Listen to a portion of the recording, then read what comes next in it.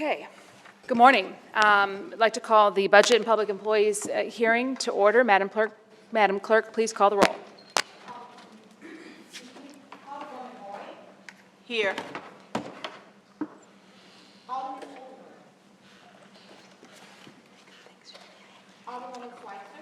Here.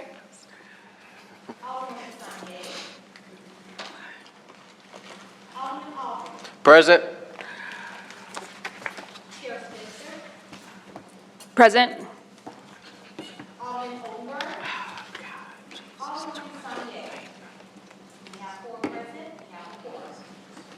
Thank you, Madam Clerk. We have two items on our agenda for today. The continuation of Board Bill number 1, the city's budget, fiscal year 2024, and Board Bill number 6. We're going to handle Board Bill number 6 first, which is an issue presented by the Comptroller. Madam Comptroller, would you please join us at the dais?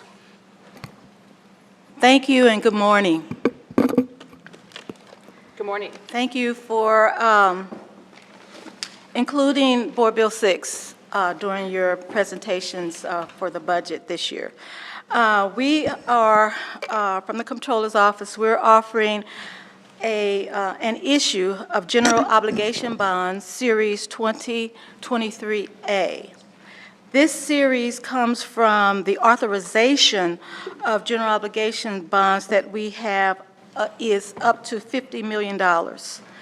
General obligations bonds will be issued in multiple series over time. And today we are asking that you consider the up to 20+ million, I believe it's 21 or 23 million. And our professionals will be more specific when they present. I'm here to just present our professionals, and I would ask them at this time to stand. And Joyce Opinski will lead the charge with Charles Salisbury. Charles Salisbury is the bond lawyer on the series deal. And Joyce Opinski with Stern Brothers is the underwriter, the lead underwriter. And they will continue from here to tell you about the first series from the authorization that we have of the $50 million. Thank you. Thank you. Go ahead and join us. And for the benefit of the general public and members here of the board who were not with us in 2021, this bond issue started with a board bill in December 2021. It passed through the Board of Aldermen early 2022, went before voters of the city of St. Louis in 2022. It was presented to them and was passed by the general public in 2022. And so now what we're doing, the continuation of those bonds, if you want to speak to that, but just for the benefit of everyone here so we know what it is we're considering, the issuance of the bonds that were authorized by voters in 2022. Good morning. I am Charles Salisbury, co-bond counsel at the law firm Salisbury & Associates. I am also here with my co-bond counsel from the law firm of White, Coleman & Associates, Susie McFarland, who has been very instrumental in helping put forth the materials that you're looking at here. I'm also here to my left with the lead underwriters, Stern Brothers, Joyce Opinski, and also we have Charity Petcher here as well, who've been helping to structure the transaction. As alluded to earlier by the comptroller and the chairperson, these bonds were authorized by vote of the electorate, ordinance number 71445 back in April of 2022. That vote authorized the issuance of bonds that would finance 6 items. First, the improvement, resurfacing, repaving, and repairing of streets in the city. Secondly, designing and coordinating public safety facilities. Third, designing and constructing pedestrian and bicycle transportation facilities. 4, maintaining and improving the safety and security of correctional facilities and improving public safety. 5, providing local matching funds for such items as roadways and bridges. And 6, replacing, improving, renovating, and maintaining buildings, bridges, and equipment of the city, such as neighborhood recreational centers and firehouses. And lastly, paying the cost of issuing the bonds that will produce the associated funds. Now, the general obligation bonds that we are talking about here will be payable by, from ad valorem taxes that are associated with the real estate in the city. And what we've done here is to structure the transaction in such a fashion to where the current levy against property will be maintained at a consistent level, so that taxpayers will not have to pay additional funds, but at the same time, we maintain that level so that there is flexibility on the part of the city to serve its, and to finance its basic needs like the ones I alluded to earlier. The Board Bill number 6 puts all of those provisions forward, and it has been introduced by first reading at this point.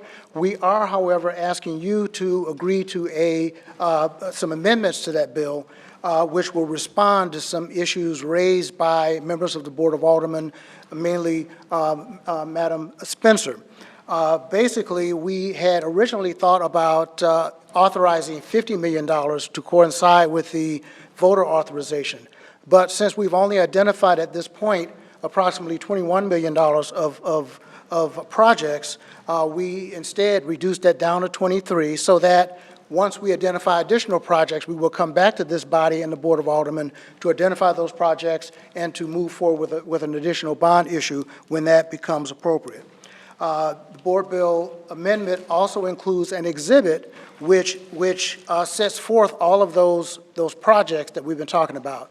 We also built in a small cushion to make sure that the estimates that we have for these projects is appropriate. And then what we're going to do is come back to this body and the Board of Aldermen with subsequent issues of bonds to provide for the issuance of additional bonds that will provide funds for additional projects. So we appreciate the opportunity to be in front of you and to give you the legal analysis and the legal background. And I'd like to turn it over to our colleague and the lead underwriter from Stern Brothers, Joyce Opinski, who will take us through and talk about the financial aspects of the transaction. Great, thank you, Charles. If everyone has a copy of the presentation, there's a lot of numbers. I'm not going to read through them all. But just to summarize, as Charles said again, yeah, right now we're asking for up to $23 million, not to exceed that amount, and it'll be used to fund the projects listed to the board bill. The maximum maturity that you can do under state law in Missouri is 20 years. So that'll be the final maturity of the bonds, 20 years. And we're selling them in a negotiated sale. It'll be a team of underwriters that will lead, that'll market and sell the bond to investors. And if you look at page 5, this is what we've currently structured as the debt service projections. Over on the right, you can see a summary. Right now, in order to fund 21 million of projects, it's 20 million of projects, plus we added $1 million contingency. As I'm sure you're aware, a lot of projects are coming in, over budget these days, and so we didn't want the city to be, limited by that 20 million. So have a contingency fund there. So in order to get a project fund deposit of 20 million, at current market rates, we actually would sell 20,530,000 in bonds. The average life is about 13.3 years. And the average TIC, which is the total interest cost, is 4.74%. And you can see the total debt service, including interest, over the life of the bonds would be approximately 34 million. Any questions on that? Going on to the next page is just our preliminary financing schedule. Sure. We're looking at page 5 here, just real quickly. The debt service fluctuates pretty significantly. We've got some $3 million payments in the front end, 2024, 25, then it drops to 750, then it goes back up to the 3.5 million. Can you explain what that roller coaster looking? Yeah, exactly. So basically, we've structured these bonds so we're using the full 13 cents levy, and we did that. Stern Brothers was also the lead manager on the last GO sale in 18, and so we did that with the 18 bonds as well. So we basically filled up all the capacity up to 2038. So that explains, you can see in 39, 40, 41, 42, and 43, that's where the bulk of the capacity is and why it's sort of what we call back-ended. And then the large amounts in the first couple of years are because the city actually has accumulated a significant fund balance in the debt service fund, mostly as a result of increased and assessed valuation. And so in order to get, the state lets you keep, basically the comptroller's office submits what's called Form C every year to the state, which establishes your property tax rate, and you're allowed to, the max you're allowed to keep in that fund is the current year's plus next year's debt service. So we're spending down that fund balance in order to keep the debt service levy at 13 cents. Okay, so when we back end, are we paying more on the interest rate? Am I understanding that it? Normally, yes, but if you've been following the market, no. The yield curve's inverted at the moment. So you're paying interest over a longer amount of time, but actually short-end rates are higher than longer-term rates, and the yield curve's pretty flat out there. Thank you for that explanation. Yeah. Any other questions? If I may interrupt for just a moment to make a statement about what you've just heard. I think what you've seen here is the result of some creative strategizing that the lead underwriter and her team have been able to engage in at this point. I think that Madam Comptroller has put together a tremendous team that is going to support the city to put together an overall plan of finance that is going to yield some very good benefits to the city. And you can see that just by as illustrated on that page that we were just discussing. Okay, thank you for that. Yeah, and you'll see the same thing when we come back, whenever that is, to do the remaining of the 50 million, that it'll probably be, the last few years where the bulk of the debt service is. Okay, and just for clarity, because the debt service here is 34 million, we are still only issuing $23 million worth of bonds, so we still have capacity of the other 27 or so. Not today. Today, we couldn't do the other 30 million without a tax rate increase. We think in probably 25. Okay. It depends what happens to assessed valuation. If you have huge growth, then we could do it sooner. But right now, we've structured it contemplating another issue of up to 30 million in 2025. Okay, thank you. And then the last, page 6, just walks through the schedule. Today is the committee hearing. It'll go to the Board of E&A this week on Thursday. Hopefully moves through the rest of the Board of Aldermen the rest of the month, and then we anticipate pricing the bonds June 6th and closing on June 27th. And then attached as an exhibit is the project list, which is the same one you have attached to the board bill. Okay. And can we have someone speak quickly on the project list? Can we have someone speak on the project list? So, just to speak briefly on the project list. Absolutely. And we have the chairman of the capital committee as well, Paul Payne. And I also wanted to just use the words "no tax increase." I was remiss earlier to say that these are bonds issued without raising the taxes, and you heard a lot about the levy at 13 cents, and we will not raise that. And then you asked about issuing the other, and Joyce said no, because that would cause you to have to raise taxes. And so the key here is a program that we want to issue bonds every couple of years to meet the needs. And so you'll hear about those needs right now from our budget director, who's the Capital Committee Chair, as well as Rich Bradley, the Chairman of the Public Service, to talk about some of the things that's on the list. And many of them would be our 20% federal match. And he has the most information about that. Good morning. Good morning. Just to talk about a number of these projects that are on the bond. Currently our capital improvement needs list for the city is well over $400 million. And so this amount of money takes care of a substantial amount of critical needs that we currently have that were not either addressed by ARPA or surplus from last year. So just generally to go through some of the categories, you know, with the street department, we have some traffic management enhancements projects in bridges. We have, these are grant-funded projects. These are east-west gateway projects, where if we put 20% local match share up, 80% is provided by the federal government. So these are very, very good projects because we get a lot of work completed for the dollars that we put into it. For example, the traffic management enhancement project, which is a congestion mitigation air quality project and ties our traffic signals together.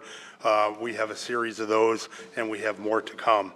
The bridge projects, Compton and the Lindell projects, those are critical projects. We have grants for those already, and they are underway in design and right-of-way acquisition. So we're asking for the local match shares to be established there so that we can actually construct those bridges. And just to give you a couple of highlights, the Compton Avenue Bridge is 58 years old. The bridge, Lindell Union over Forest Park Parkway, is 61 years old. The bridge over Lindell Metrolink is 90 years old. And so what that tells you is the useful life of a bridge being about 30 years. We have extended these and extended these and extended these, and so we need to do them, and now is the time while we have the opportunity. The bridge repairs, just generally, these are things that we haven't otherwise had funding for in the past to do. And so now we have had some funding to put into a very good bridge maintenance program. This continues to keep those bridges up to speed and get way more than their useful life out of them. Under Parks and Recreation, we had a pool renovation project. There was originally $7 million in pool renovations.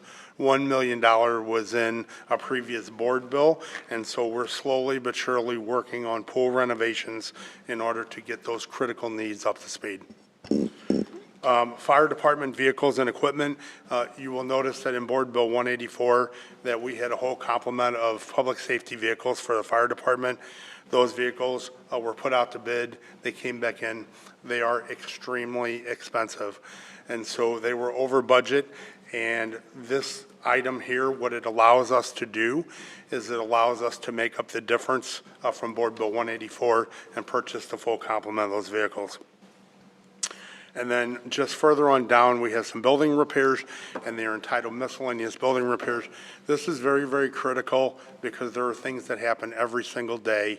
HVAC, electrical, mechanical things fail, roofs fail, they leak, then we need to address those in order to conduct business and for safety of the folks who utilize our buildings. Over the past course of the year, we spent over $1 million in miscellaneous building repairs, and so this amount of building repair funding will be utilized to keep us going daily. That's the general summary. Right, Thank you. Okay, with that, I'd like to turn it over to the committee for questions, starting with Alderwoman Boyd. Yes, thank you all for being here. And Rich, you probably know the questions that I'm asking, because I'm looking at all the projects you all are looking at, and so I'm just trying to get some clarity. When you said Phase 5, so the Phase 1 through 4, is any of that in North St. Louis? Because I'm seeing Newstead, Pendleton, Sarah, but where the 4 or 1 through 4, is any of that North St. Louis, any traffic management enhancement? They're already completed. Okay. And underway, they're done.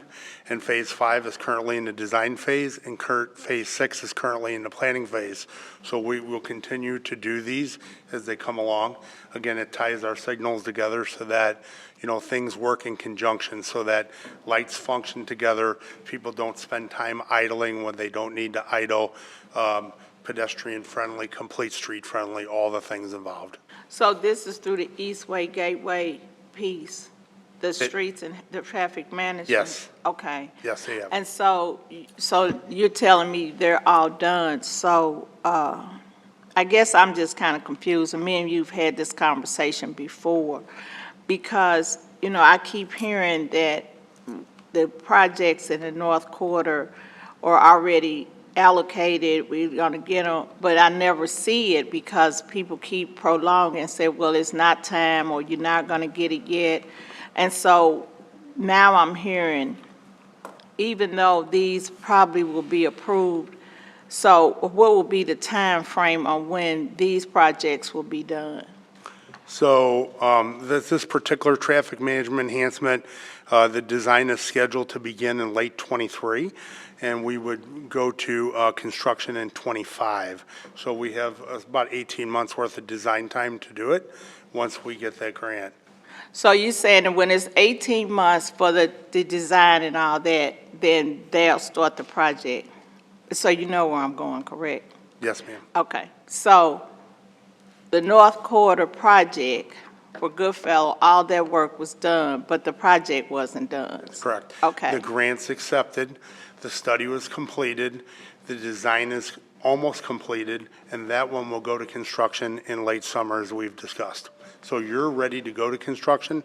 This one has not even started in design yet. So the construction in that project will start when?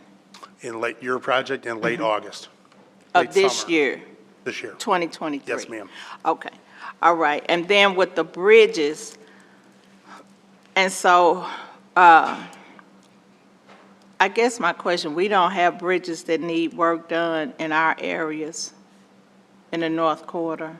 So there are 74 bridges around the city, and the vast majority of them are central core and south, but there are some north. There is a bridge on Hamilton that we're currently working on. It's out of a different pot of money, so a different funding source.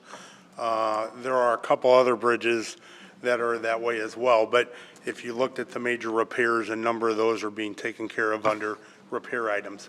It all depends on when the bridge was built, by the grant, and how long we can extend the life of it. Okay, and I did attend the Capital Committee meeting. We talked about the bridges, and so I did bring concern about coming to the North Quarter Port.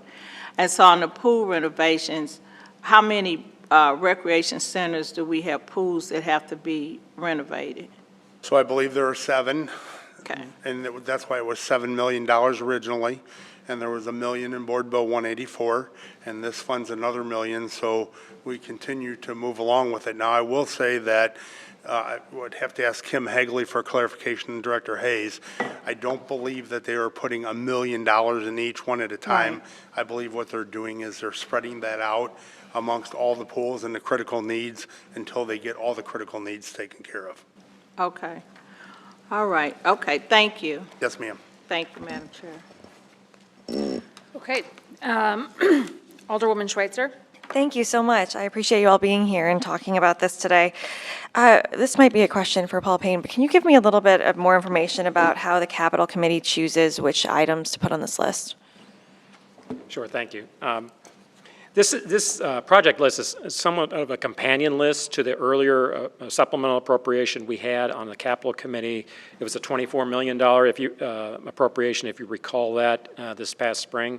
Right. Just to rehash the process, I believe early last fall, we convened the Citizens Advisory Committee to the Capital Committee, which is our citizen appointees by members of the Board of EA and members of the Board of Aldermen. We had a number of meetings to go over various critical capital needs, as Rich explained. Of course, that list is so much longer than anything we have funding for. It was over $400 million. So we went through that process of departments presenting the needs. We took surveys of that group as well. And with those results, we went to the Capital Committee and then reviewed the project listing, got input from Rich, as well as other departments, fleets, and everyone.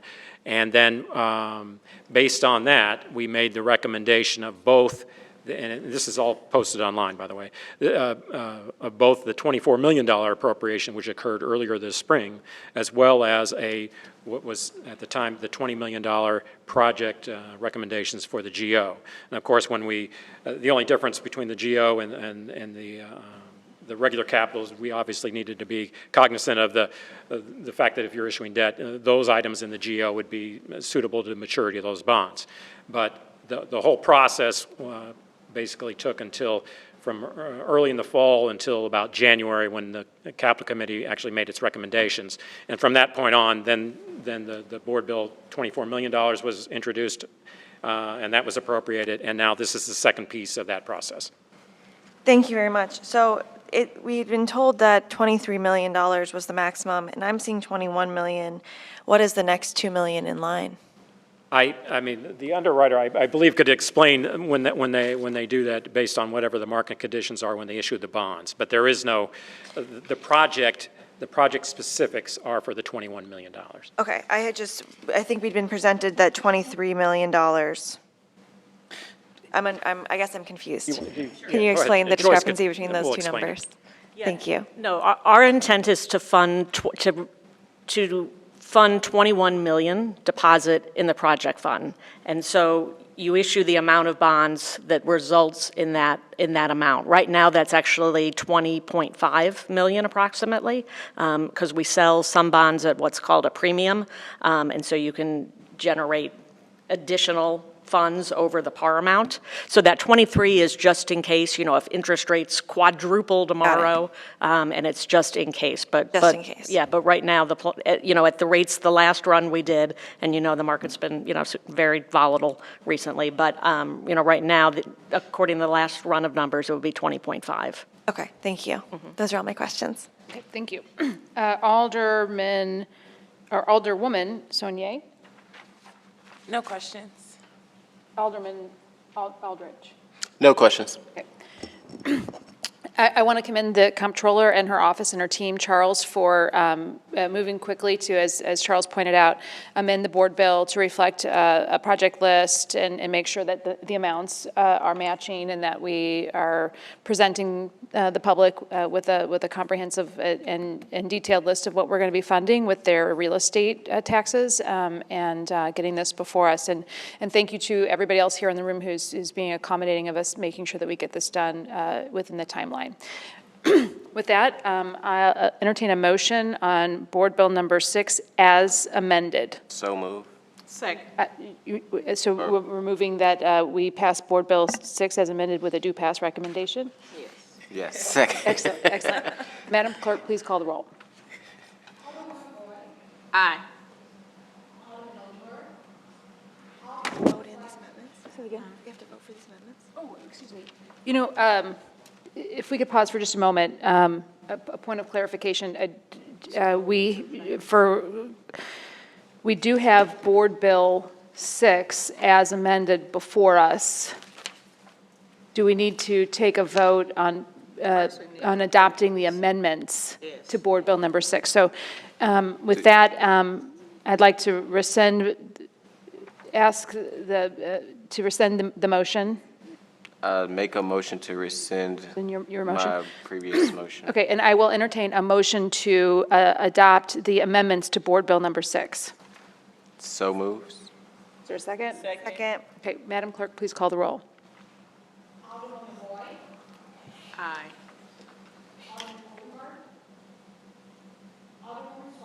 Aye. Aye. Aye. All right. Okay, with that, we have Board Bill 6 as amended before us, and I will entertain a motion to pass Board Bill number 6 as amended with the due pass recommendation. Motion to pass Board Bill 6 as amended with the due pass recommendation. Second. And with that, Madam Clerk, please call the roll. Aye.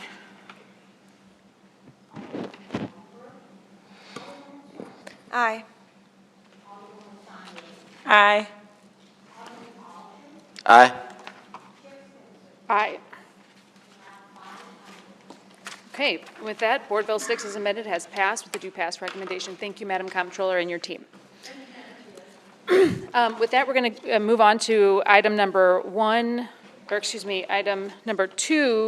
on the agenda, the general budget. I'd like to call now the Building Division before us to discuss the budget of the Building Division. I'm sorry, we have 2, Civilian Oversight Board and Building Division. Is it okay if we have the building division first? Thank you, I appreciate it. And I know we're being a little bit flexible here. Okay. Okay, All right, good morning, everybody. Good morning. good morning. And I want to also point out, the budget director has taken the liberty of making sure that we've got our page numbers and department numbers on our agenda as of this morning to make going through our budgets a little bit easier here. So Director Oswald, Commissioner, excuse me. Do you have a presentation for us? I just wanted to pass out just an order card for you guys. You're going to jump over the table.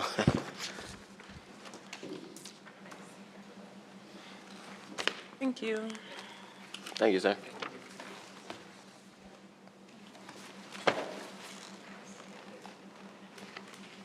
Thank you.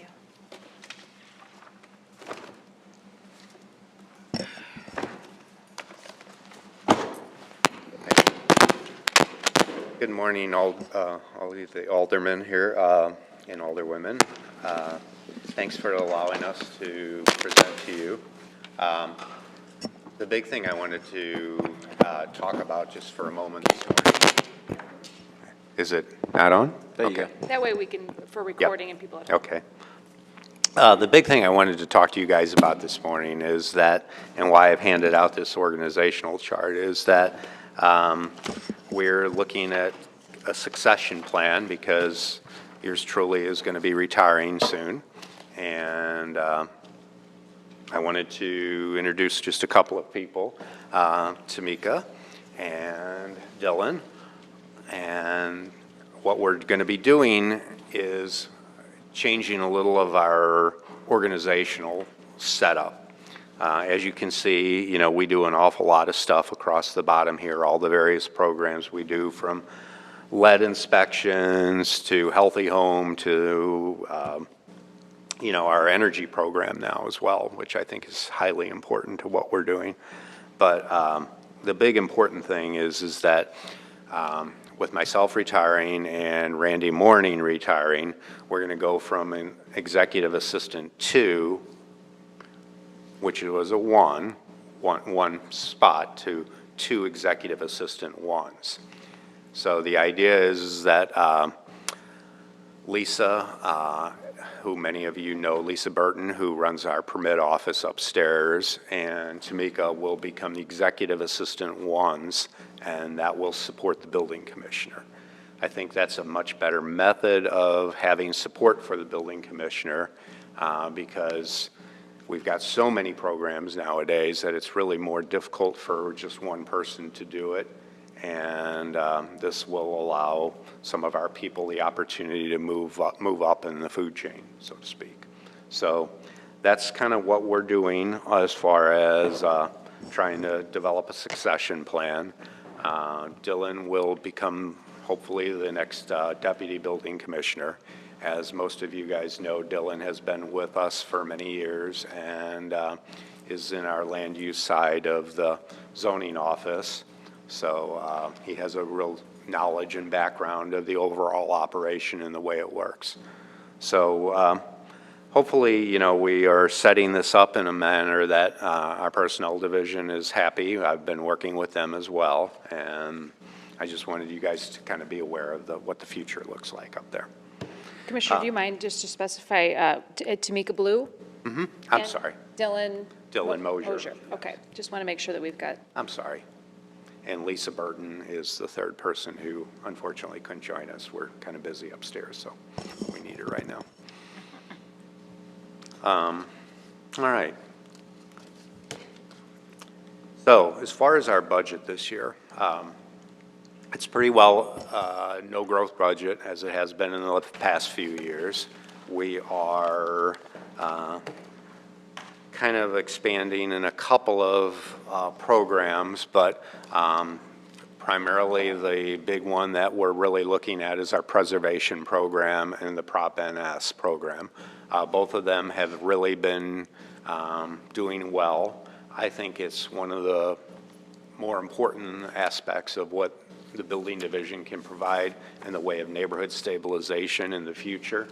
As you know, we've always done the housing conservation program, which I think is incredibly important to our stabilization of neighborhoods, to maintain neighborhoods. I think it's probably the most important piece that we have done in the last 35, 40 years for our neighborhoods. However, you know, we're taking that next step with the Prop NS program, which is funded through the Comptroller's Office through bonds. You know, we have, you know, started really working with the LRA and really substantially rehabbing vacant buildings, making them marketable, and then people buy those buildings, complete them, finish them out. We had one on the north side just this last week that was opened up for sale, actually. So it's something that's really can make a difference in the community, because a lot of these buildings are such that they continue to sit, as you guys know, and become problematic year after year after year. Now we're taking the next step. Thank you. We're taking the next step, and that's really to address these privately owned buildings.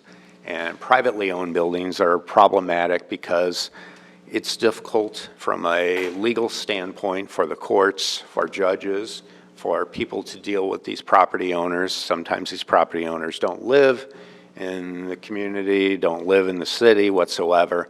But this essentially is allows us to go in to, again, make those substantial repairs to these buildings, to put roofs on them, to put, you know, to fix broken, falling down walls, whatever it needs, and to create a building, once again, that is not going to be a hazard to the community.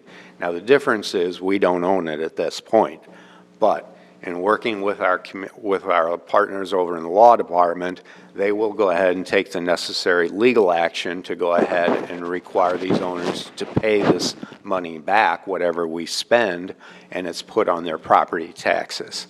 So this is a fabulous tool for us to actually start doing stuff and really making people accountable for their properties.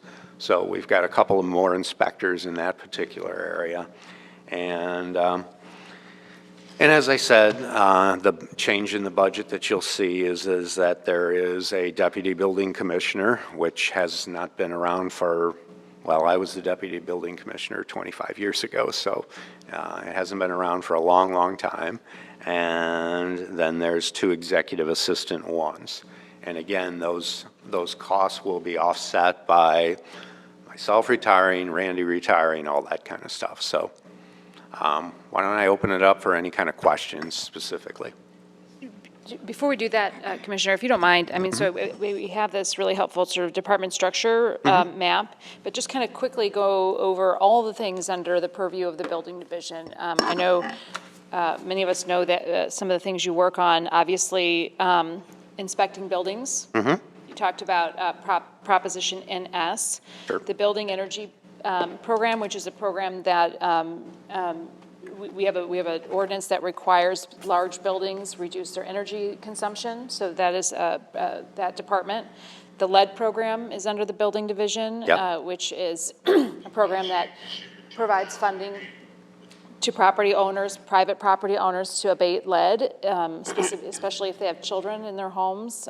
That's primarily federally, or not primarily, but federally funded, and then funded through a building inspection fee, correct? It's a tax on the building permits, yes. Yeah. And then we've got zoning under Mary Hart Burton, so all the zoning issues. Environmental courts, which would be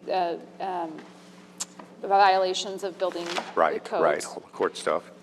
And we got the plan examiner's office, which is Lyle, and that's review of all the plans.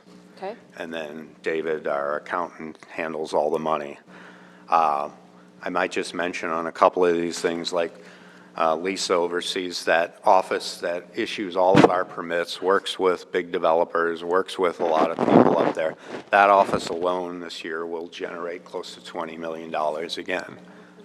Can you say that again? Which office is generating the 20 million? 20 million. It's, Which office is that?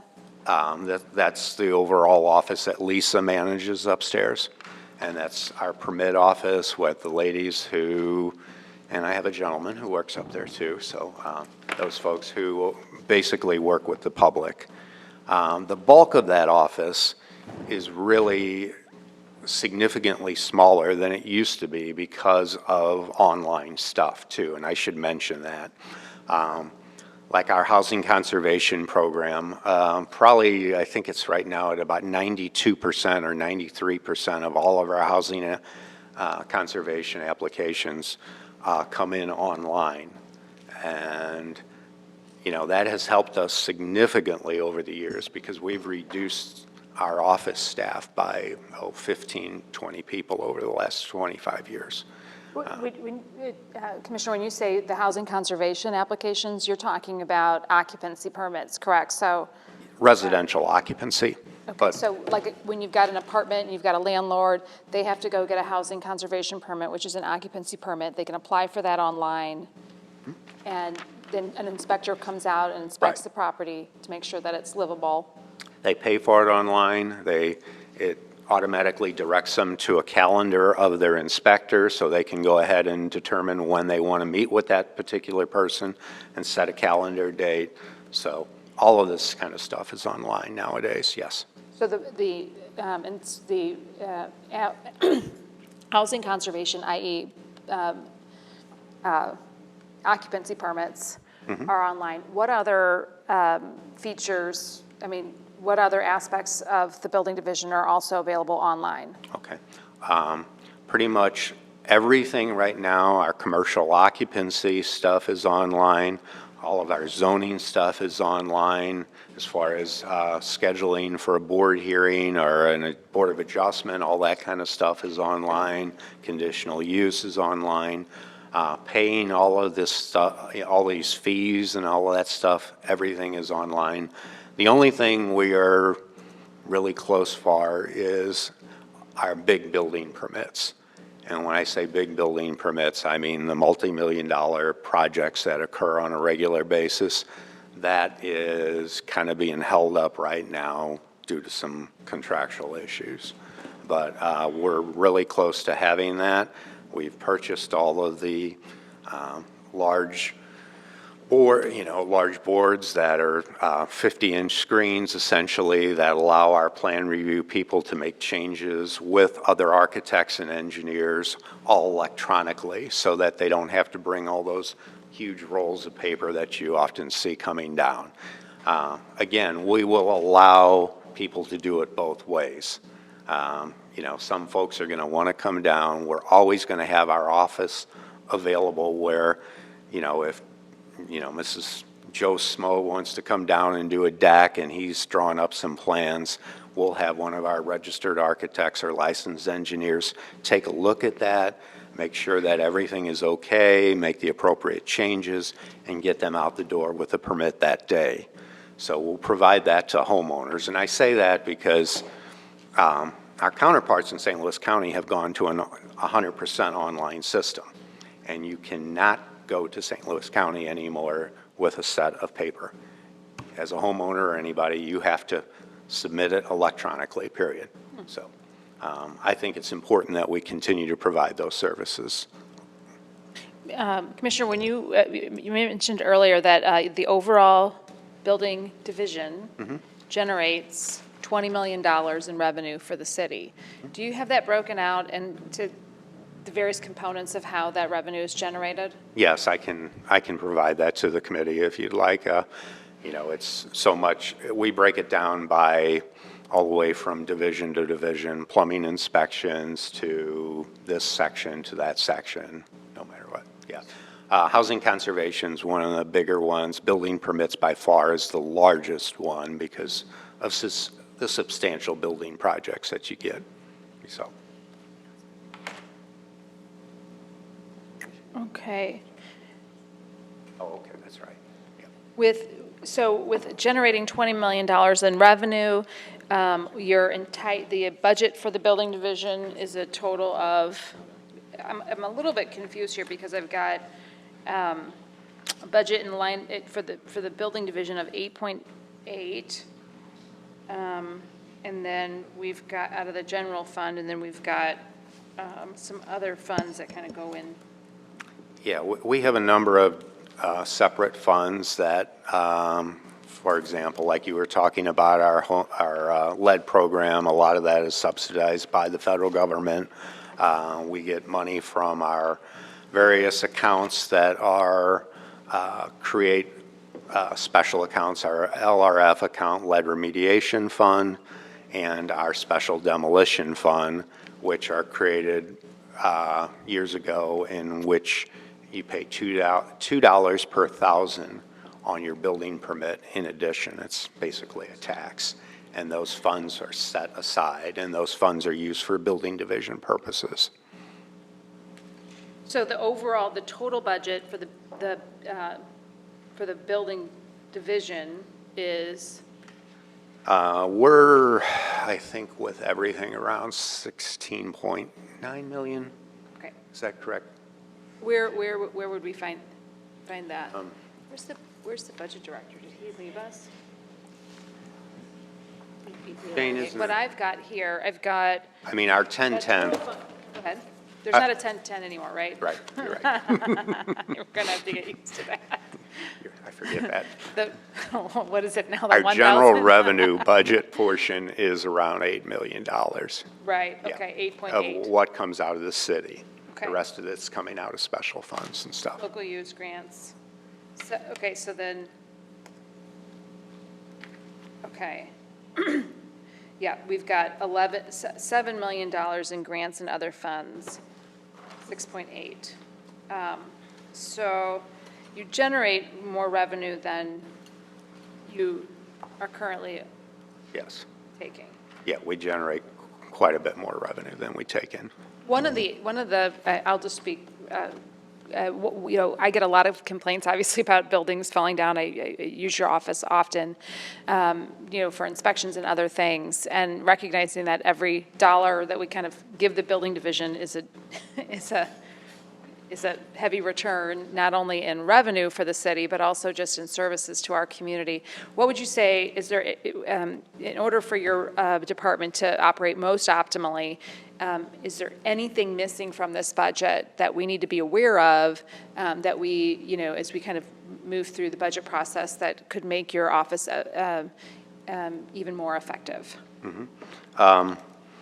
Well, the one thing we do have in here is we've got a line item called major projects, and there's 1.5 million under that major projects. We use major projects to do things like, for example, if there's a real dangerous building or something that could be really expensive to take down and that might bust our regular demo budget, we might use it for that. The other thing we have traditionally used it for is for a lot of tech advancements within our operation. And that's one of the issues right now is we do have a contract with a company called W Blue, and we're working at trying to fix this contract because the contract does limit us. The way we developed our system over the years was that our tech provider essentially built out the system, and we would pay for the development cost, but the maintenance of the system is based upon the number of times it's used. That way there's an incentive for them to maintain and to go ahead and keep the system running very well. So there's a monthly fee of anywhere between, $20,000 to $30,000 a month for that system. And then we have to go ahead and build out additional stuff. So we're in the process once again of trying to finish out the building permits. But we do have an issue right now with doing that, just because of this contract situation limits us to, I think it's $300,000 in development, and that's not a lot of money in today's tech world. Right. Yep. Okay, thank you, Commissioner. I'll turn it over to my committee members for questions. Alderwoman Boyd.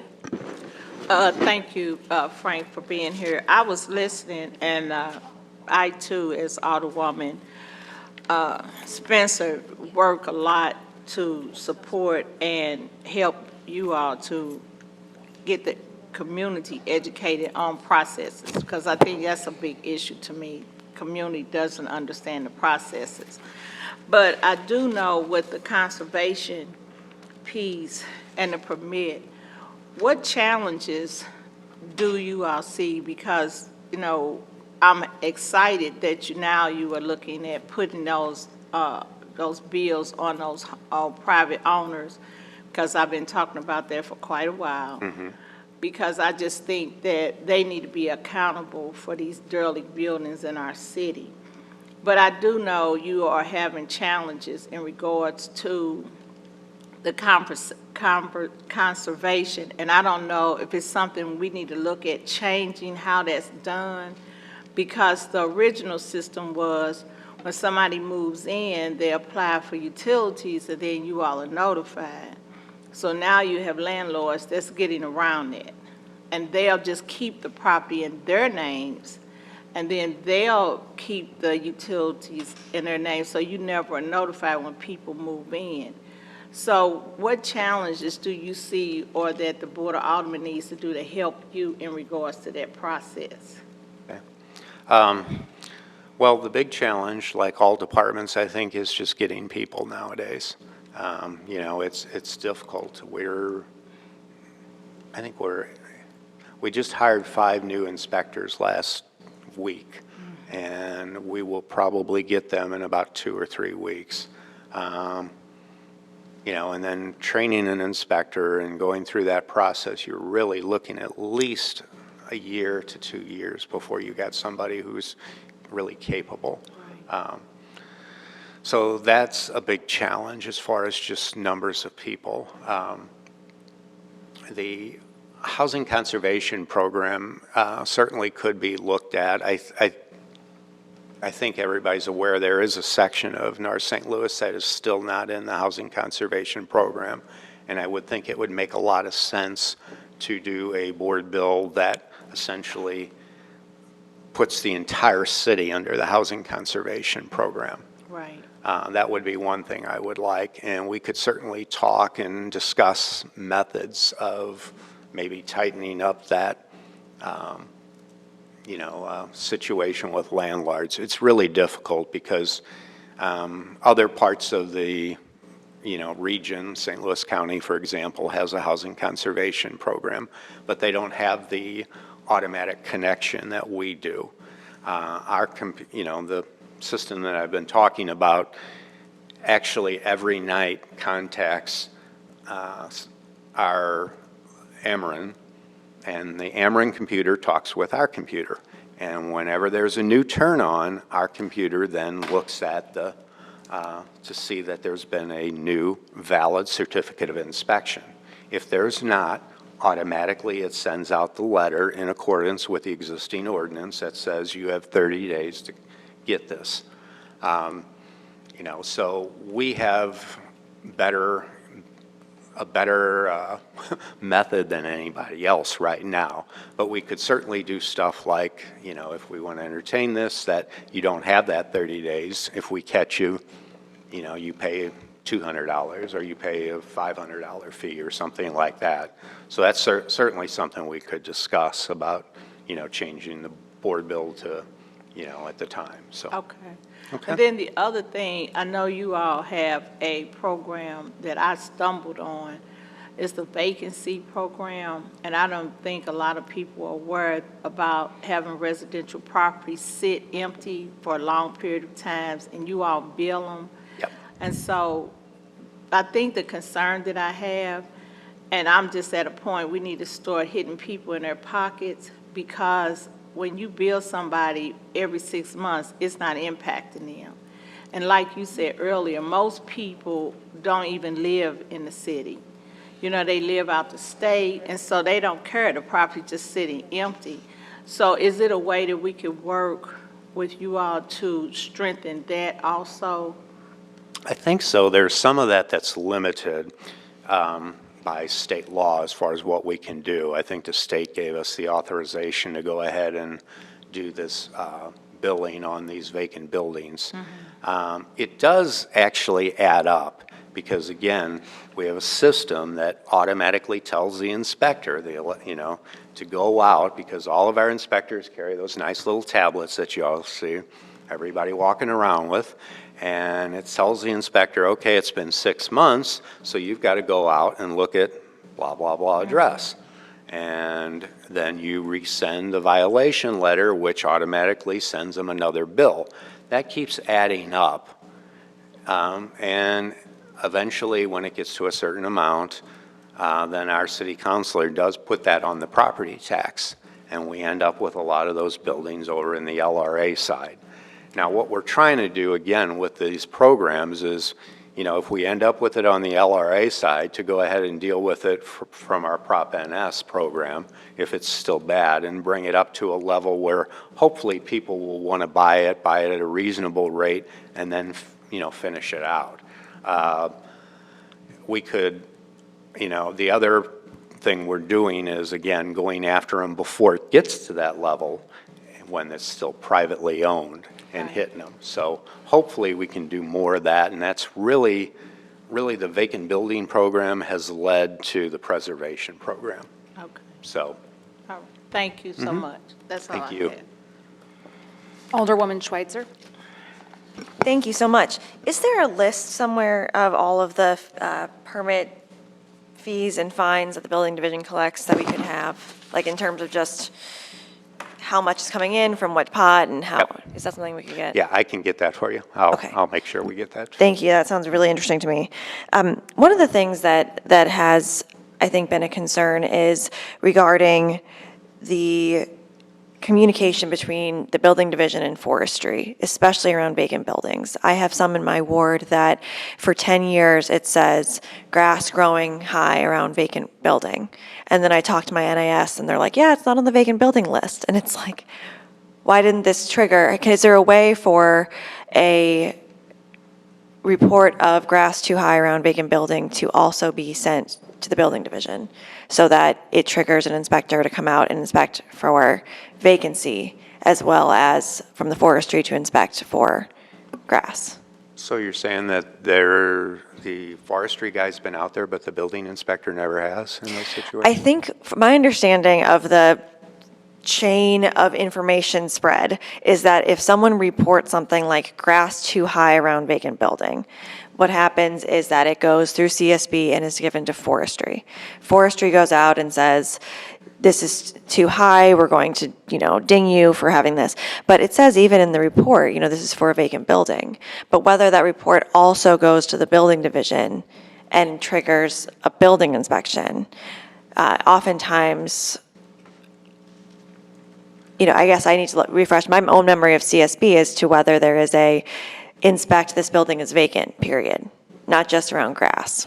Well, we try to, on an annual basis, have all our inspectors do an inventory of vacant buildings, and we try to leave our inspectors in those particular geographic turf boundaries. Now, with the new ward changes, obviously, we're making some switches, but we're, to reflect those boundaries and stuff like that. But they should have it all in our system. Nobody has their tablet here, but I'll show you, Ann, when we have a chance, that all of our stuff is in the tablet with all of the addresses for those vacant buildings. And all of your NSOs have access to all of that information as well.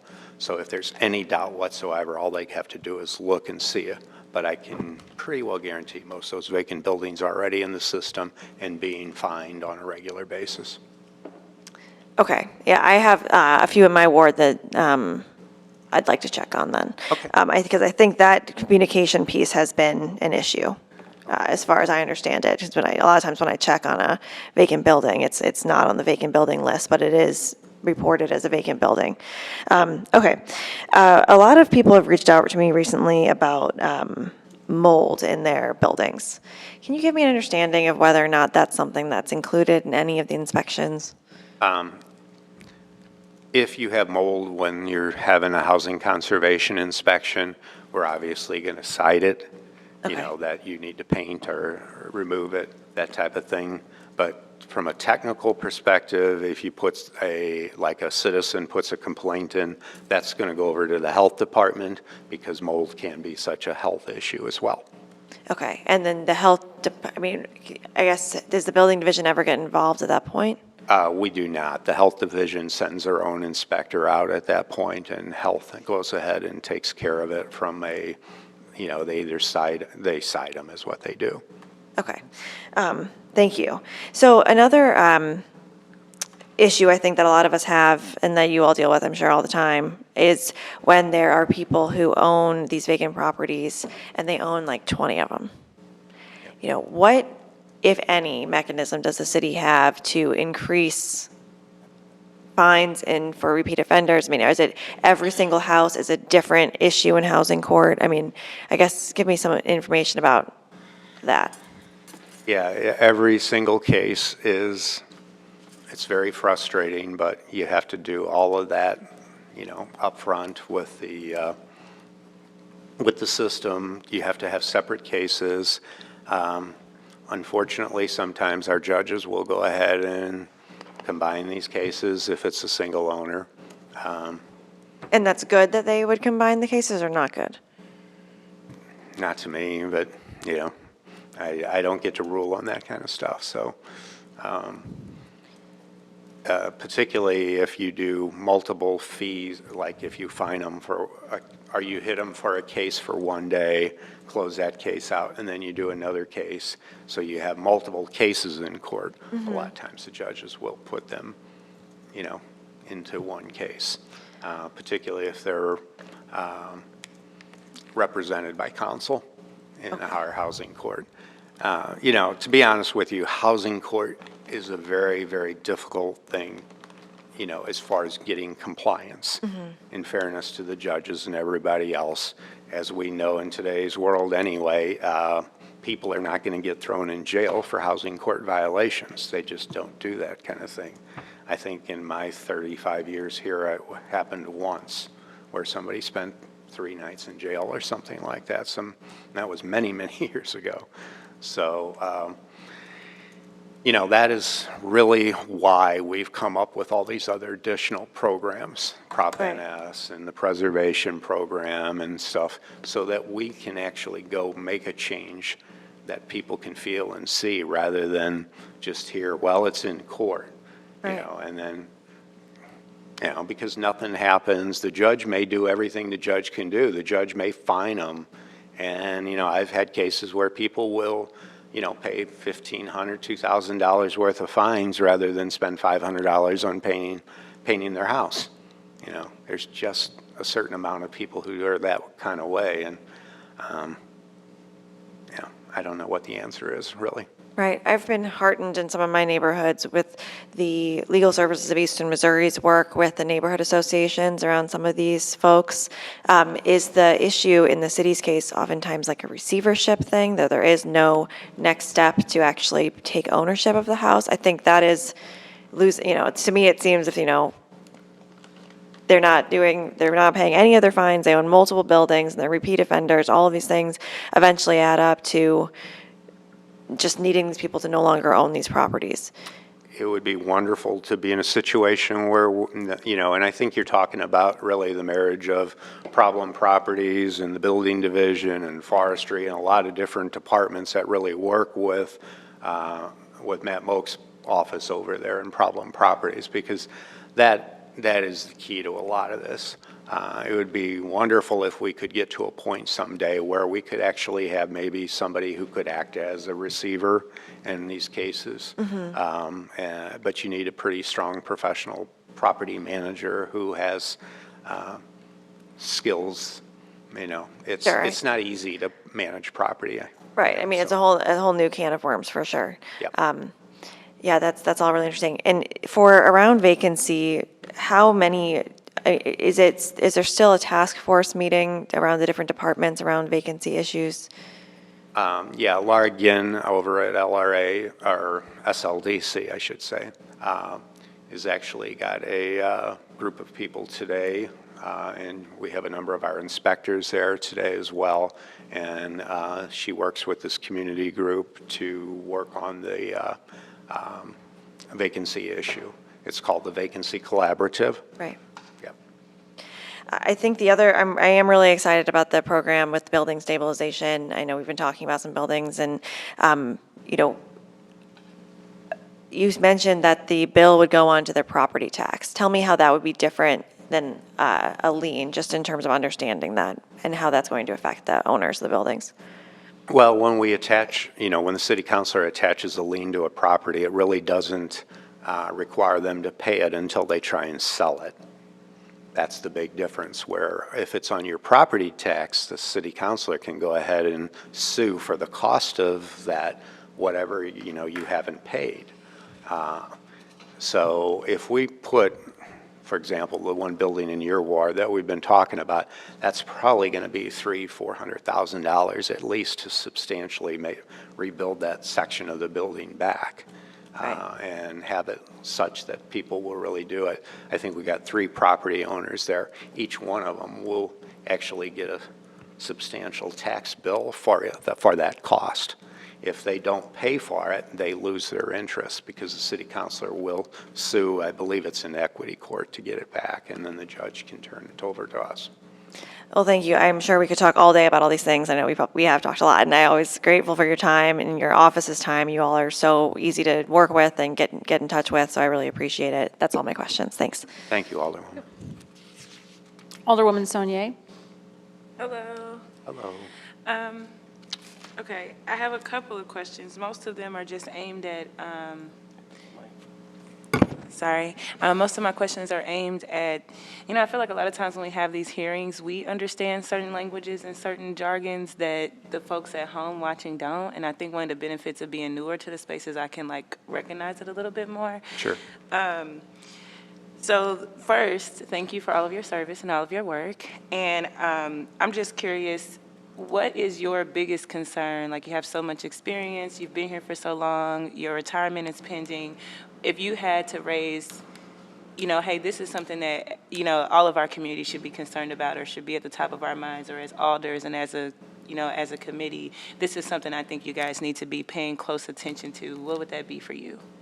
For me, it's kind of personal right now, and I think this is true with a lot of my fellow commissioners, is that I want what we've done over the last 25, 30 years to stay and to continue to grow and develop. And, and I think we're getting to the point where this is actually going to happen. But my concern was, previous to our new director of personnel, that we would not have the ability to have a succession plan. And I think we do have a succession plan. She has embraced it with me, and she seems to be working with us on that. So that would have been my biggest concern, is that, because, when you do this kind of stuff, it can fall apart real quick. Mm-hmm. And, you gotta have good people, and I feel like we have a lot of good people, and it's time to get those people into the right positions, and, I'll gracefully bow out. All right. Well, I'm glad to hear that your biggest concern is you feel like it's been addressed. So some of the things that I get often from constituents since being here, and also I think that we're all probably getting a grasp on, what are the requirements and criteria for demolition? What does, I think we all get it all the time of people emailing saying this needs to come down, this has been here for a long time, and I think, for me, especially since in the new ward that I'm in, there's 3 or 4 different previous alders, all of their constituents which are my constituents now, but sometimes I think maybe different alders had different things that they prioritized, and so people are not sure what the actual criteria is for the department. Okay. What we do is we condemn any property that falls into that category of what we consider could be dangerous and unsafe to, for our people. Now, once you get into that category, there's subcategories. If you're in historic districts, you have to have a historic review by Cultural Resources. And I've certainly learned over the years that there are very passionate passionate historic preservationists who don't want anything taken down. And our objective in those situations is to try to make sure that whatever is left of that building is such that it can either be, it's going to collapse in on itself, that it's not going to fall on the neighbor's property or endanger somebody. It's not the best solution, but the reality is, over the years, I've been stopped many times by courts, by neighborhoods who said, hey, we want to save this. So I respect that, and we try to do that. As far as buildings in areas, again, if it's a really dangerous building, we're going to take it down. If it, is such that it could fall into a street or something like that, we're going to take action on it. If it's a building in any one of your wards, in most cases that fall into that, I'm going to contact you and let you know of that situation. I try to talk with all the aldermen on a regular basis, and anyone who, aldermen and alderwomen, and anybody who has any request, we try to honor. One thing the last few years has provided us is a healthy demolition budget. So I've got the resources to take down pretty much whatever anybody needs these days. Okay. And then what's the process of demolition? If I'm a constituent, not for us, but, just a normal person, I see this building, I'm concerned it's unsafe. Can you walk me through the process and the timeline? So they put in a complaint, let's say, and our inspector goes out there. More than likely, it's already condemned. Chances are they're going to contact their alderwoman, they're going to call you, and then you're going to call me and say, hey, I looked at it myself, I'd like to go ahead and get this down. So what I'll do is I'll have my demolition supervisor, Phil Landwehr, he'll put it on a demolition packet, what we call a demolition package. And what that means is that it's bid out. And the way it's bid out is, again, on our IT system. Essentially, all of our licensed demolition contractors are on that system. And everybody gets a notice that, hey, here's a bid, a proposal for such and such address, and if you want to, bid on it, you've got till next Monday at 3 o'clock or whatever. So everybody can go out, look at it, they can look at the pictures online if they don't want to go out, and they can go ahead and submit their bids online. Now, those bids cannot be seen by anybody else until it's opened up. It can't even be seen by me or anybody in my staff. So once it opens up, then we get to review the bids. We usually give it to the lowest bidder, but occasionally the lowest bidder sometimes may not be the best bidder. That may be because that person has too many other projects going on right now, and we know they can't handle it. And then the process starts. They have to get the gas turned off. We have to get the electric turned off. There has to be sewer connections and water connections. All of those things have to be done. There has to be bonds. So they come up and they apply in that office that I was talking about that Lisa runs, and they get the ball rolling. Usually if it's and the city councilor does review our bond on each of those records to make sure that, the city is safe on this. The bond is in like the permit to say that this is okay to do? Yes. In the event that they tear up a sidewalk or knock down a light standard and it falls down and crashes somebody's car or something like that, we don't want the city to be liable on that stuff. So each of these records have to carry a bond. So anyway, it's usually 6 to 8 weeks by the time that permit is probably issued. It certainly can go faster. It just depends upon, it depends upon people outside of the city. Ameren usually takes their time. So does Spire, et cetera, et cetera. So, yeah. And just so you're aware, we have right now about 85 demolition contractors. Probably, I'd say 80 of them are smaller minority contractors. Some of them are big minority contractors now. Our demolition program is very inclusive, very open to everybody, and, You know, when I started, we had 3 contractors. So and the way the city did it at that time is they would bid it out in packages of like 30 or 40. So small guys couldn't compete, essentially. Yeah. And now, you know, nowadays, everybody can compete. It makes it for a much better situation. You know, our contractors are more environmentally conscious about doing this kind of stuff as far as landfills and stuff like that. And it allows our smaller contractors to get larger and stuff like that. So it's really been a good experience. Okay, well, thank you. No further questions. All right, thanks. I believe Alderman Aldridge would be next. Yeah. Thank you so much, Alderman Saunier. Alderman Aldridge, your turn. Thank you, Madam Chair. How you doing, Director? Good, good. How are you, Happy sir? Tuesday.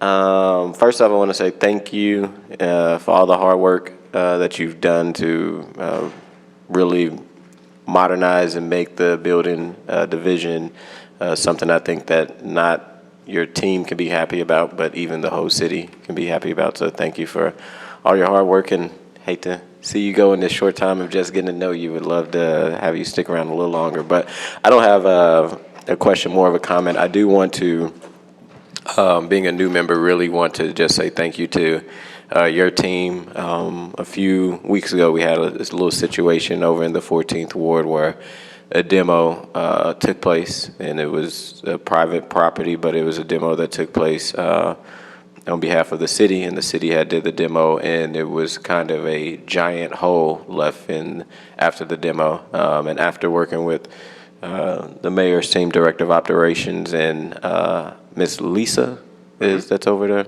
Yes, Lisa Burden. Miss Lisa, who's over the permits division, we was not just able to put up a fence to make sure that young people didn't go into it, but was able to level it out and take care of it. So I just want to thank you and thank your team for being so helpful, especially to new aldermen as we're getting a lot of calls and a lot of questions and a lot of buildings and all this. You guys was very helpful, so thank you. Good. Good to hear. Thank you. I've got a good team. Appreciate that. Okay. Pretty Any much other questions? concludes it. Yeah, no, so we're going to lean on you, Commissioner, for getting us a report of the revenue you generate, the fees and fines, and those things itemized, and we'll look forward to the retirement party. In the meantime, I'm glad that the budget reflects your needs, you know, and we're grateful for your service to our city. The Thank you all. various things you do. All right, thanks. Okay, next up we have the Civilian Oversight Board.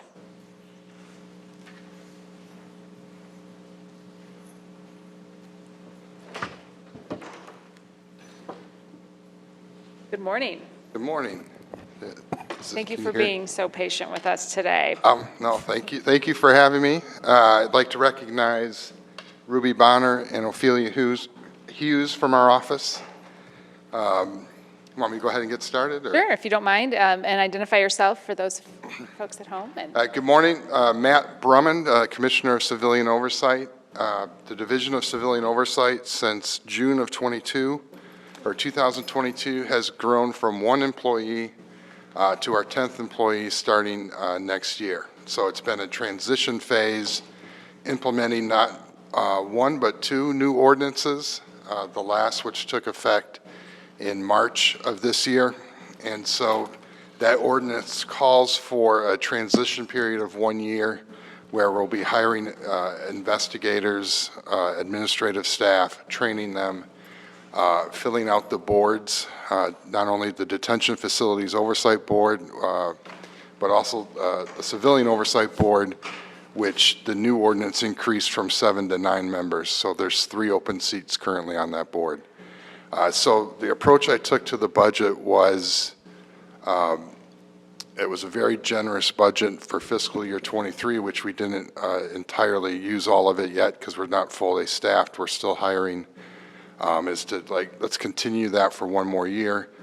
It's a transition year. We'll still be hiring, training, and then we can reevaluate next year. So that was the approach we took with the budget.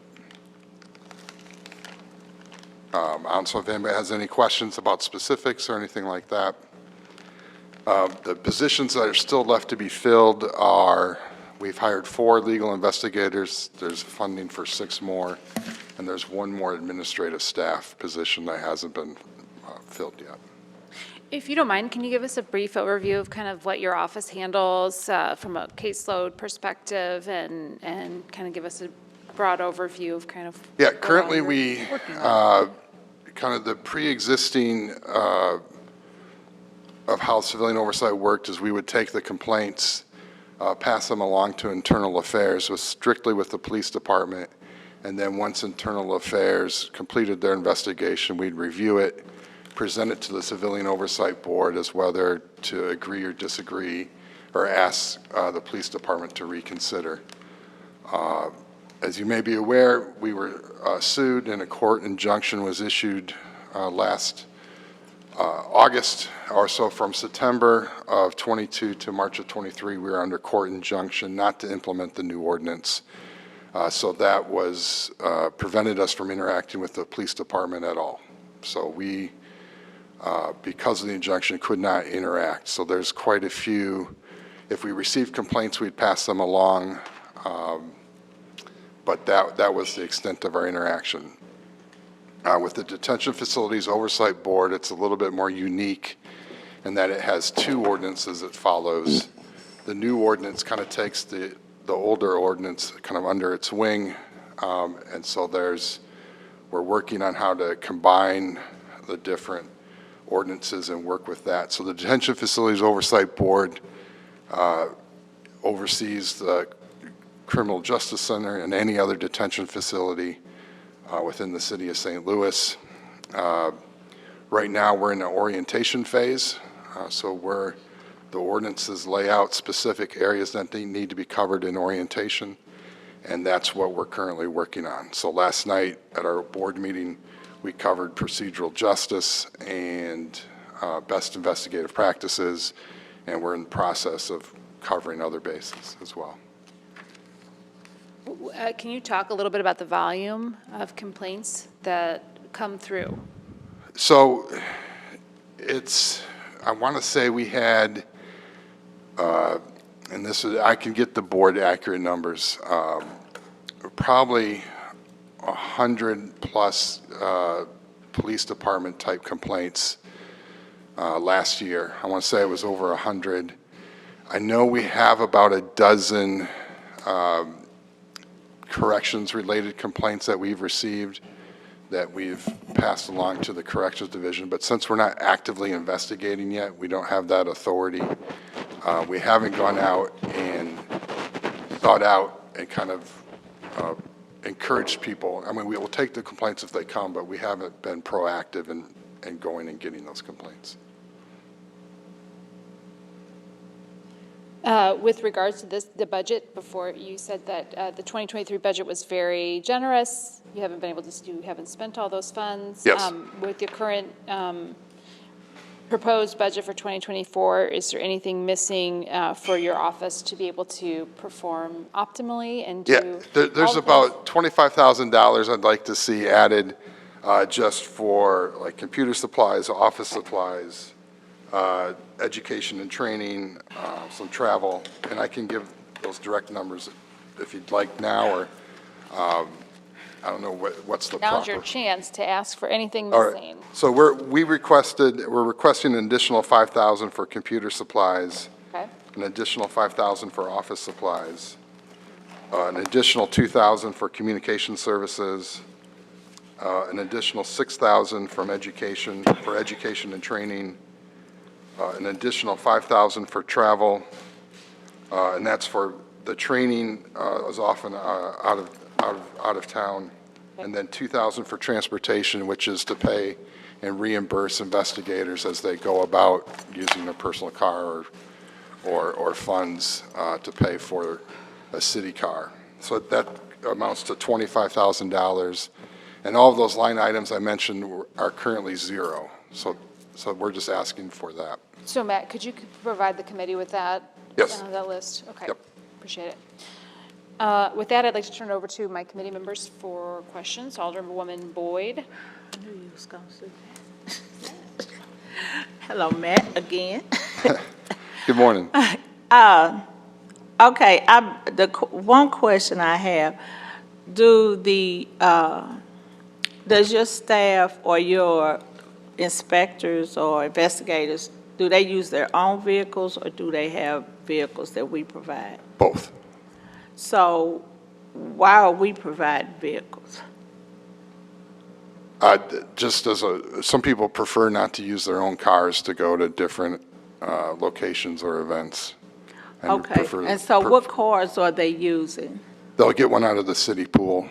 So, for instance, 2 of our investigators went to training in Louisville last month and used a city car to drive there and back. Okay, so we have been giving them police cars. No, I have a police car. As the commissioner, I was given a police car, but that's it. So is that a practice that was always done, that we gave the commissioner a police car? I can't speak as to what happened before I got here in June of last year. I don't know. Okay, and I guess my concern is, because as you probably know, we don't have police cars. So that's why I was like, okay, we're just giving away cars. And so that's why I was wondering. So you're the only one that gets a police car? Yes. Okay, and then the investigators use city cars? Right, they just go to the pool and it's used temporarily for whatever purpose, for travel or training.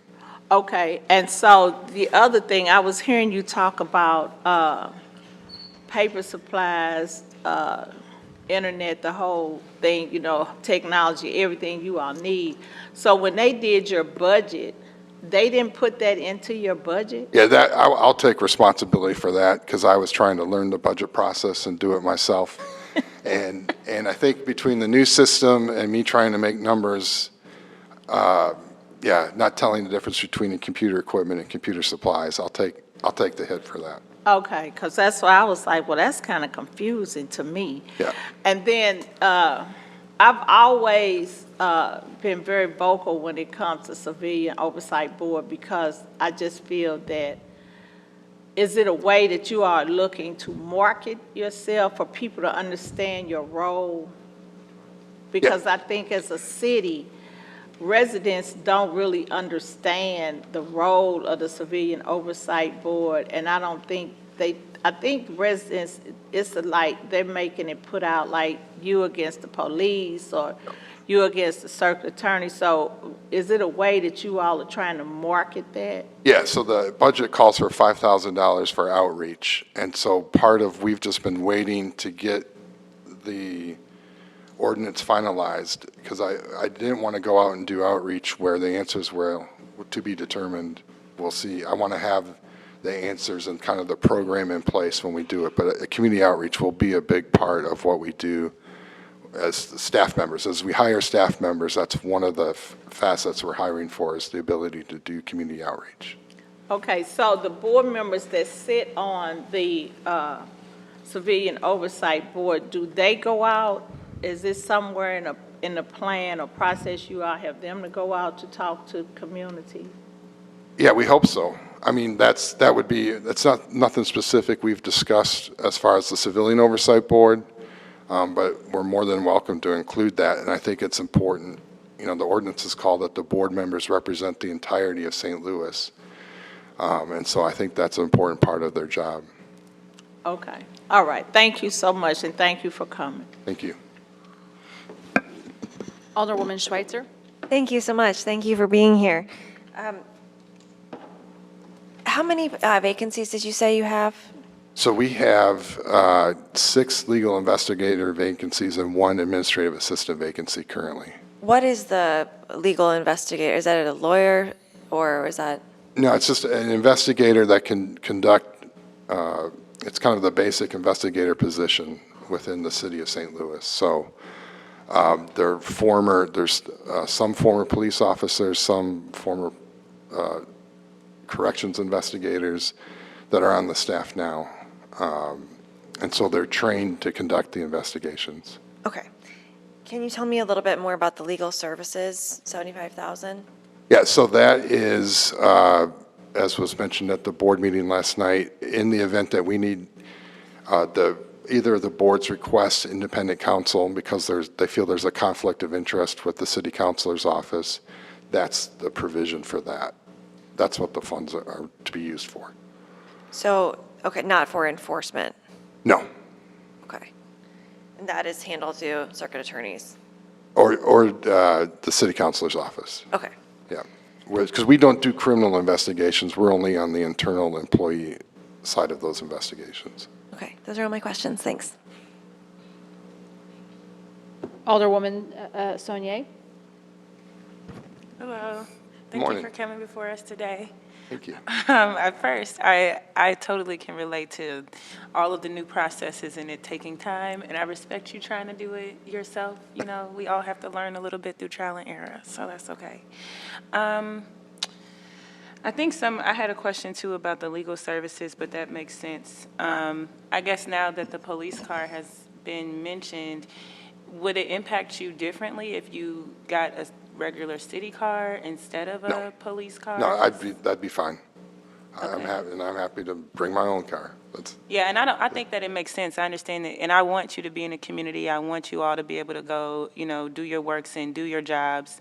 But I do think that there is a reason for the separation, that there is a reason why police have police cars and you all should have city cars. Sure. I don't think at all that it's, not necessarily you versus them, but it is just accountability and people seeing that as a city, we hear the portion of our population that talks about a lack of police accountability, and we all need checks and balances in government. Yep. We need it too as alders. So, but also I want the police to have the resources that they need, and they obviously have said that that's a shortage. So I'm just curious about maybe Yeah. just swapping No, that it out. wouldn't impact us at all. That'd be fine. Okay, all right, thank you. Yep. Alderman Aldridge? Thank you so much, Madam Chair. Thank you, Commissioner, Thank you. for being here, and thank you to you and your staff for all the hard work that y'all do. And no, I'll just, to keep it short, I'll echo everything Alderwoman Saunier said. It is, when I do think of the Civilian Oversight Board, I don't, like Alderwoman Boyd said, I think a lot of people think kind of like the board is against police, and I know when Clerk Kennedy was here, he was a huge part of kind of setting that up here, and especially after the death of Mike Brown. And I think it's very important and needed. And I think it would be, I'll echo what Alderwoman Saunier said with the police cars. I also knowing that they're down a couple in the fleet or whatnot, as they said the other day, I don't think it's a big deal, but if they could have one more car to maybe not have 3 officers to it, that'd be great. I don't think you probably need to drive your own car. There's enough city cars, but that's all I have, Commissioner. Thank you. Thank you. Okay, so I guess what we'll do is look into kind of, Yeah, you want me to send them to you? I can give you just make copies, or I can email them to you, the changes? yes, if you could email them to the committee, to me, and then we'll distribute them to the Okay. committee. That would be very helpful. And then we will, I guess, collectively look into the car situation, Yep. see if there's a way to do that. I'll have to take a look at how we might organize that. I shouldn't be too, I can just take it back. I'm sure they'll take it. You're not gonna do it, you're gonna let somebody help. Okay. And with that, Commissioner, thank you so much for being here. Thank you for your service Thank to you. our city. And thank you for your team for being so flexible on our timeline here this morning and accommodating us. Thank you very much. Okay, and with that, that concludes the items on our agenda for today. And so with that, I'll take a motion to adjourn the Budget and Public Employees meeting until tomorrow morning at 9:30 a.m. Okay, thank you. I'm sorry, I didn't get who, Do we need anything else? Pamela Boyd, Alderwoman Me? Boyd, and then Alderwoman Aldridge. thank seconded. you. Oh, Are we excusing Tom? Too late. Oh, You wanna make a motion to excuse? Smith, are you excusing times? I entertain a motion to excuse the alderman from, Alderman. Did she adjourn? We can excuse him next time, I guess. We'll excuse them tomorrow. I'm going to text him and just be like, we're not excusing him. Was he out of town? No, He's just not coming. he didn't, okay, right. Oh, really? What is this? You know, given, we've gone over our time, our schedule here, and the chief of police, Chief Tracy's been accommodating of our delay here. In light of that, what we're going to do is hear the police department's budget rather than the public safety department to accommodate the schedules of the chief and the director of public safety. And so with that, Chief Tracy, if you want to come up, we can start to hear the budget of the St. Louis City Police Department. And Chief Tracy, if you want to give a little overview here, and I believe what we're going to be doing is taking a look at the line items here, starting on page 324. We're looking at budget items 650 and onward. Thank you. If I'm correct, or perhaps you have a presentation you want to share with us that might make this process a little easier. Great. Well, Chairwoman, thank you very much, and thank you for moving a few things around. I really appreciate it. So I'm Robert J. Tracy. I'm the Police Commissioner of the St. Louis Metropolitan Police Department. And with me today, David Daniels, who runs our finances and budget for the St. Louis Police Department, and also from my office, I have Monet Cintron, who had worked with me as my chief of staff back in Wilmington, Delaware, and now is working up in my office and helping me run a lot of things. She's very experienced also in budgets, CALIA, CompStat methodology, and really is going to help me as we try to move the St. Louis Metropolitan Police Department along in some of the strategies that I've brought in and build off the good strategies here and where we've had successes in other police departments. So when we look at our 2024 proposed budget, compared to last year, which was $103,156,312, our proposed budget is $106,902,176, and the change is about $3.7 million, which comes out to about a I'm sorry, that's just with personal services, I'm sorry. Instead of me going through the lines, that would be a 3.63% increase. But if we total everything out, it's $129 million. $129,261,754 is what we proposed, and FY budget fiscal year 23 was at $122,000. So, Chief, so we're all looking at the same thing. Do you have a presentation that you want to share with us? I was just going to go off one of the things that I've had. I've broken out some of the items for a presentation. And so where do we find that so we can look at the same numbers you're looking at? So I condensed these. Well,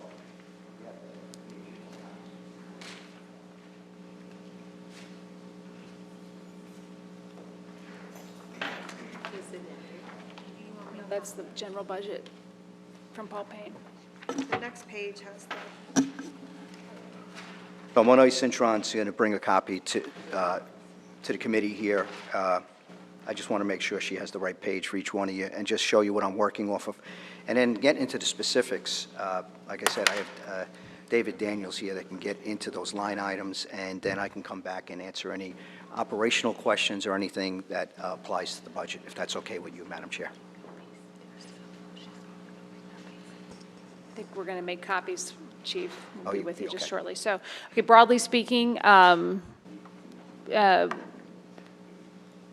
the budget has, the police department budget, can you repeat the numbers? I mean, So what we have, and you'll see the copy, it'll be the last bottom row, and when you get the copies of what you need, it's just the fiscal year 24 is proposed at $129,261,754, where it was at $122,453,000 $3,682 from fiscal year budget '23, which is our proposed budget would be about a 5.56% increase is what we're before you today looking at.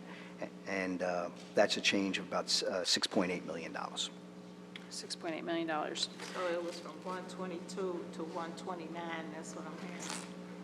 122 to 129, correct, Okay, ma'am. I found it. And then, Page 326. Yeah. That's the number he's quoting.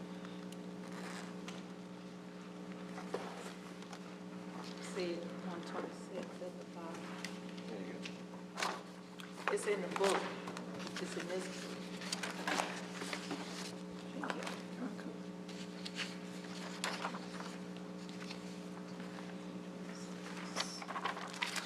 Okay, all right, Chief, so.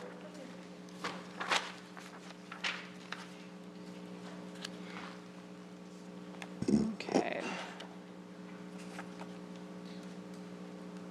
So the requested budget was 135.7. Proposed budget's 129.2. Can you walk us through a little bit about what was requested here? What the increases are, broadly speaking, for, what was requested, maybe not granted, and help us understand what your department needs to perform optimally, what you might need, what you do have, and what might be missing. We want a full picture of the police department's budget. okay, come on over here, Dave. And just before I start, Introduce yourself, please. just before I start, we're happy to share the detail that goes, into all of these numbers so that you can just have it, and we can just send you an Excel file so you can just have it and you can look at it, and that way you can look at the minutia as much as you want or as much as you need to, okay? Sure. And to answer the request of the Alderwoman Boyd, David Daniels, Daniels. excuse me, and you are Fiscal manager, the fiscal manager for the police the police department. department. Okay. Thank you. Okay.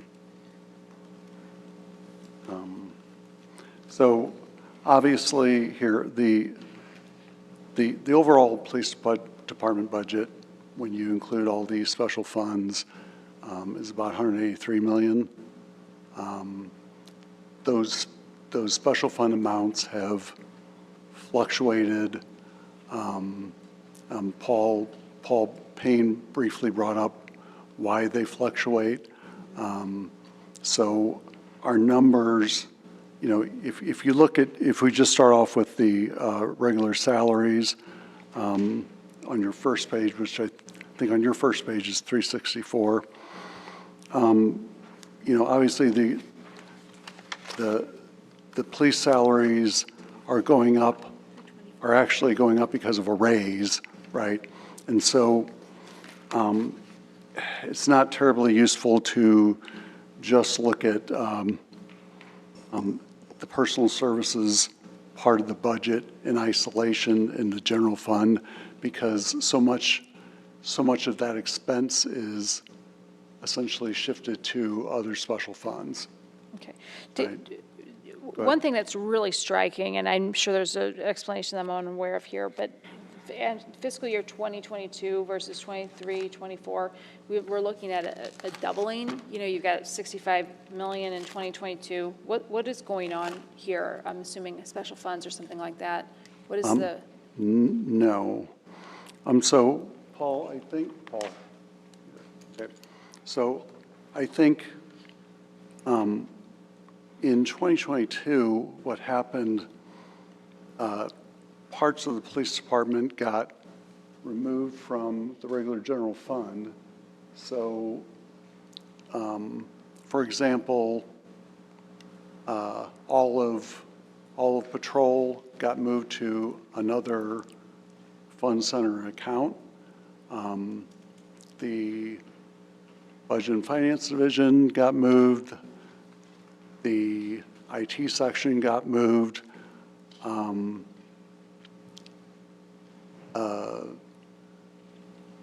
Communications got moved. So that figure is is correct. The 60 million, that's correct just for the general fund for that year, but it's not really showing the entire police department, I don't believe. Yeah, if you could, I'll direct your attention on, again, to that budget summary that I mentioned earlier, where it's summary by department and fund on S11. Okay. And I always use this just as a quick, if you really just need a quick go-to reference. Now, if you look down at 650, which is the police department, you can see all their cost centers by fund there. And so the general fund combined is what you're seeing there and those numbers.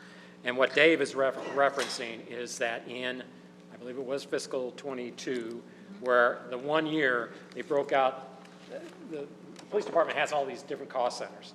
And it was desired of the new administration when they came in to break them all out in the budget itself. So it did break them out, and so it looked as though one center was reduced and another one was created. Last year, we reconsolidated them, so that now that you can see them all combined. But what you're looking at historically on some of those sheets is that what it looked like when it was broken out. But if you look at the summaries, you can see what the totals are, apples to apples. Okay. This is a little bit confusing, Paul. I appreciate that clarification, but, you know, I'm looking at a budget here that was presented by the chief, and also on page 326 of 129 million. And what you're pointing out on summary S11 has a police department budget of 189.8. Yeah, all So funds. that would be- 189.8 is all funds. Okay, and so what we're looking at from the chief is the general fund, or what? Sure, yeah, please. Yeah. Sure. So when I was looking at, when we reported that number out, it was just explained to me that that was a typo, so it was 135. So if you look on FY '24 proposed budget, our number, that 129, was not matching coming off the sheet when it was transcribed onto this PowerPoint. My apologies. So it's 135, 717, 311. So they're from, all the other numbers are correct on the PowerPoint thing that I gave you, with the exception of FY proposed total, which is 135, 717, 311. Okay, chief. And that would change.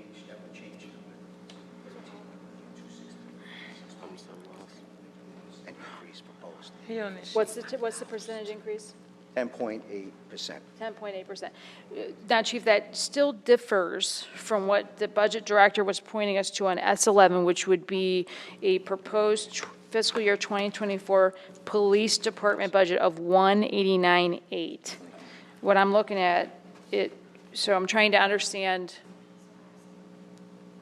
189.8 is all funds. So that would be general fund, Right. police contracts, use tax. Correct. But, so then my question is, if what we're looking at from the chief here, this PowerPoint, is just the general fund? I'm looking at a police department budget of 189,814,896 on S10. And that includes a general fund budget of 132.8, plus some police contracts of about $1 million, $20 million in use fund, blah, blah, blah, going down. But I guess what we're just trying to understand on a general sense is, what is the police department's budget?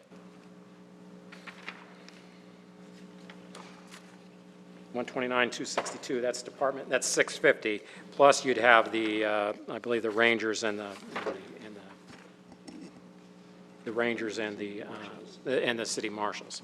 And those are in the police, under the police department? They are also in the police department. They're just a separate unit. It would be 650. So on page, you'd have page 326, which is the police department proper, but then on page 320. Okay, oh, okay. 337 and 338, you would have the police, the marshals, and the rangers, Okay, but which are supplemental to the key.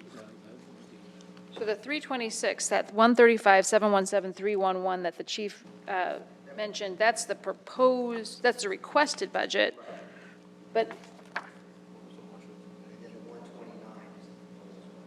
Okay, Where would you find the marshals? Okay. On what page? so that number is correct in the 327. PowerPoint. If I'm not mistaken. 37 is I mean, 337, I'm sorry. Got you. Thank you. 337 would be the The marshals. marshals, another 1.7 million. I'm still trying to find that. S. That adds up to the 132,819. So the marshals and park rangers. Yeah. But then, what is the 188 in the S11? That's all of the funds. That's all of the funds. I think that's what they're saying.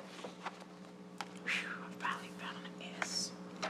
Big difference, what is, So I think all of these funds add up to 189,814. correct. 896. But that's the full police department budget. Right. Yeah, and so what, with this 1/329 is the general fund portion for the police department. Well, that's what I was asking Director Payne, but he indicated that was, Yeah, what's the question? Plus the marshals and the park rangers. Yeah, this summary, which is summary by department and fund, it takes 650, regardless of whether it's 650 police department, 650 rangers, 650 park or city marshals, and puts it all together.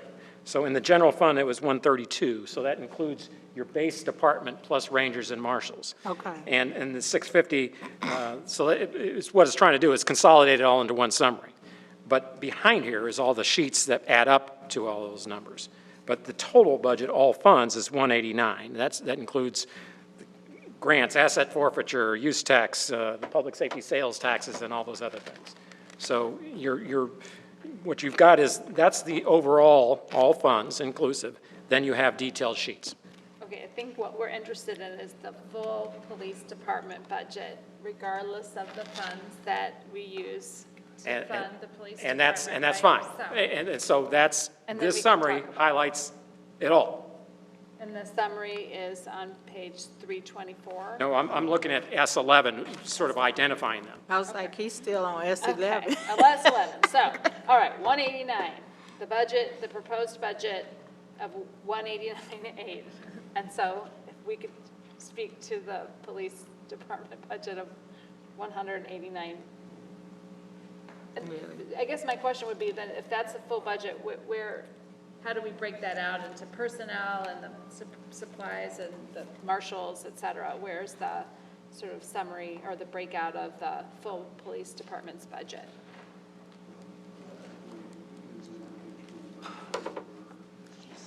The line item budget. Oh, okay, so I think we're starting on 324, is that, there we go. Okay. Yeah. Okay, so, It's on page what? 324 is the police department, where the police department starts. So if we were to go through this, we've got the police department, 324, personnel at 106 million, that's just from the general fund. And then I'm presuming there's some additional personnel from some of these other sources. Correct. Okay. Do you have a more easy to understand, budget, that would look like this 189, and then here's what we're spending on personnel? I think many of the questions that we generally have during the budget process is, for example, how many police officers do we have right now? How many uniformed police officers do we have on our streets? How many vacancies do we have? What are we, what are we, something we mentioned earlier is the new fleet for take-home vehicles, taking a look at some of those things so we have a better, broader understanding of what it is the police department's doing with $189 million, what your needs are, what your unmet needs are, where we could, be helpful in filling those and just kind of generally understanding the police budget. But Did not break it down like that. okay. They need to go Could. back. could do that. But not today. I couldn't- Paul's the director, the budget director is Yeah, raising his hand. I was going to reference, and I can that's help. one of the things you get with this other document, which is the annual Sure. operating plan I talked about, it's got narratives. If you look on page 187, 187, and I'm sorry, Paul, are you looking at for bill number 1? or- no, this is the annual operating plan, the one with all the dividers in it. Not the one that doesn't have line item, I guess. Yeah, it's more, it's got narratives and more summary information. Okay, what page you want us to look Page at? 187.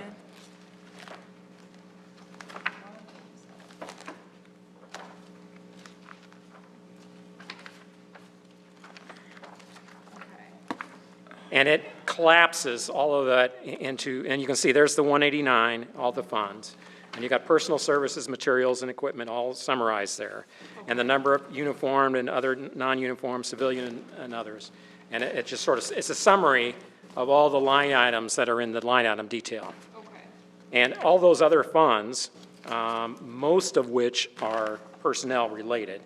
You do have, like some of the grants, which would be asset forfeiture, things like that, that's separate. But most of those other ones are all personnel. So that sort of gives you a snapshot of some of your other, and this is true for all other departments as well. So when you go through and you want to look up summary information without all the detail in the line item, you go to these pages and this will summarize it for you.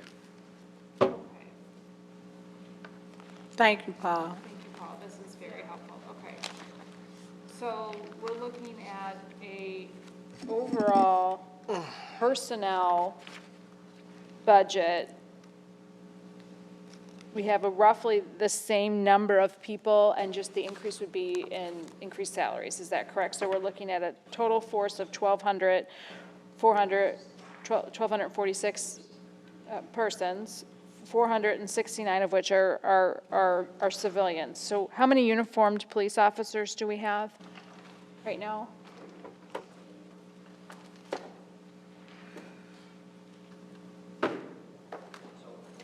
We talking about budgeted or actual? Actual. I suppose, Chief. How many do we have Action. budgeted?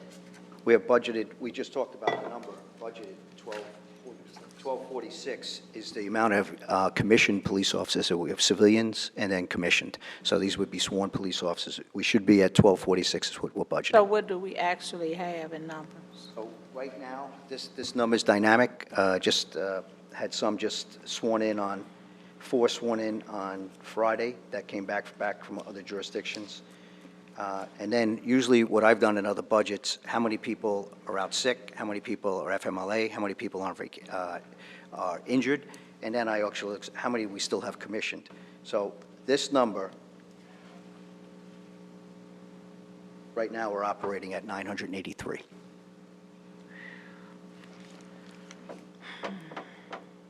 How many were on duty as of, like, how many are on duty, for example, not at off-duty, light duty, sick, et cetera? What percentage or what number are actually on duty of those 983 officers?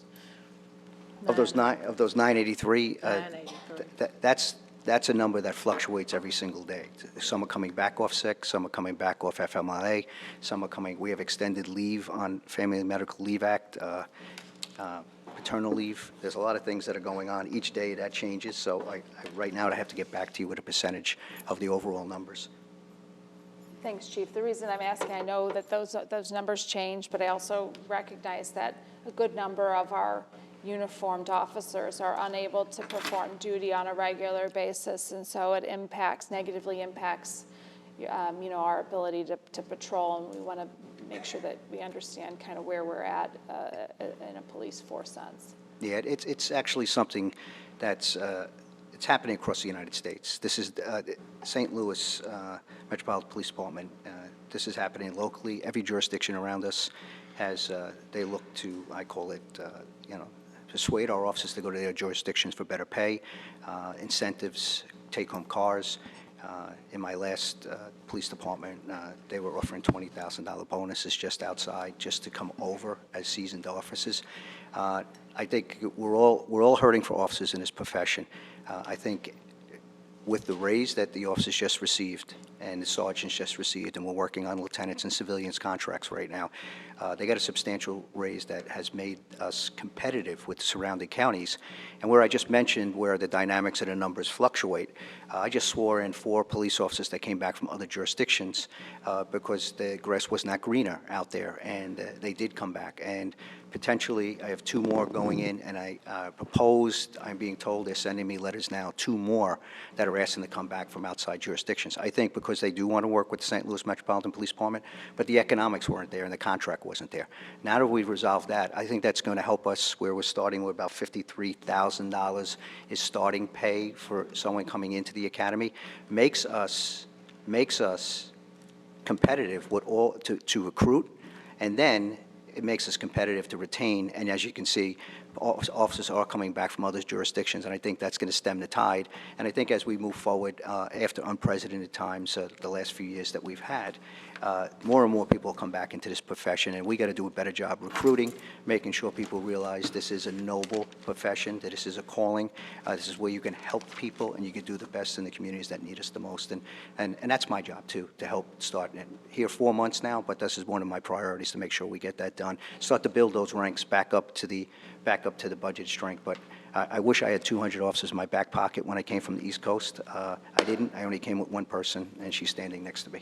So that's kind of what we have to do in the long-term plan, but it's a priority that we have right now, Madam Chair.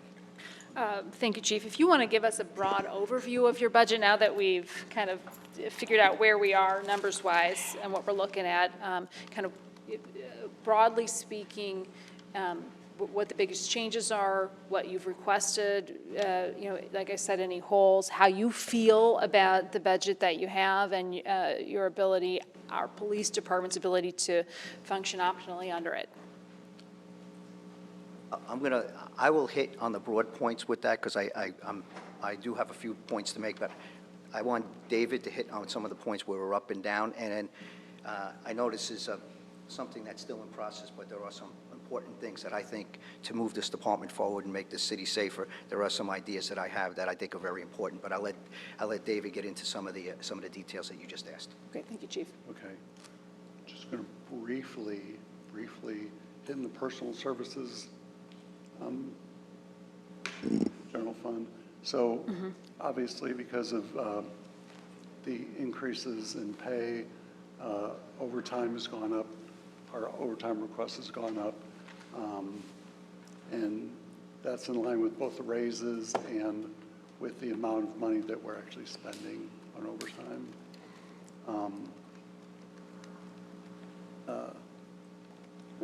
When it comes to supplies, overall supply budget is only up about $300,000, and a lot of that is just inflation. Prices of everything we buy has gone up, sometimes quite significantly.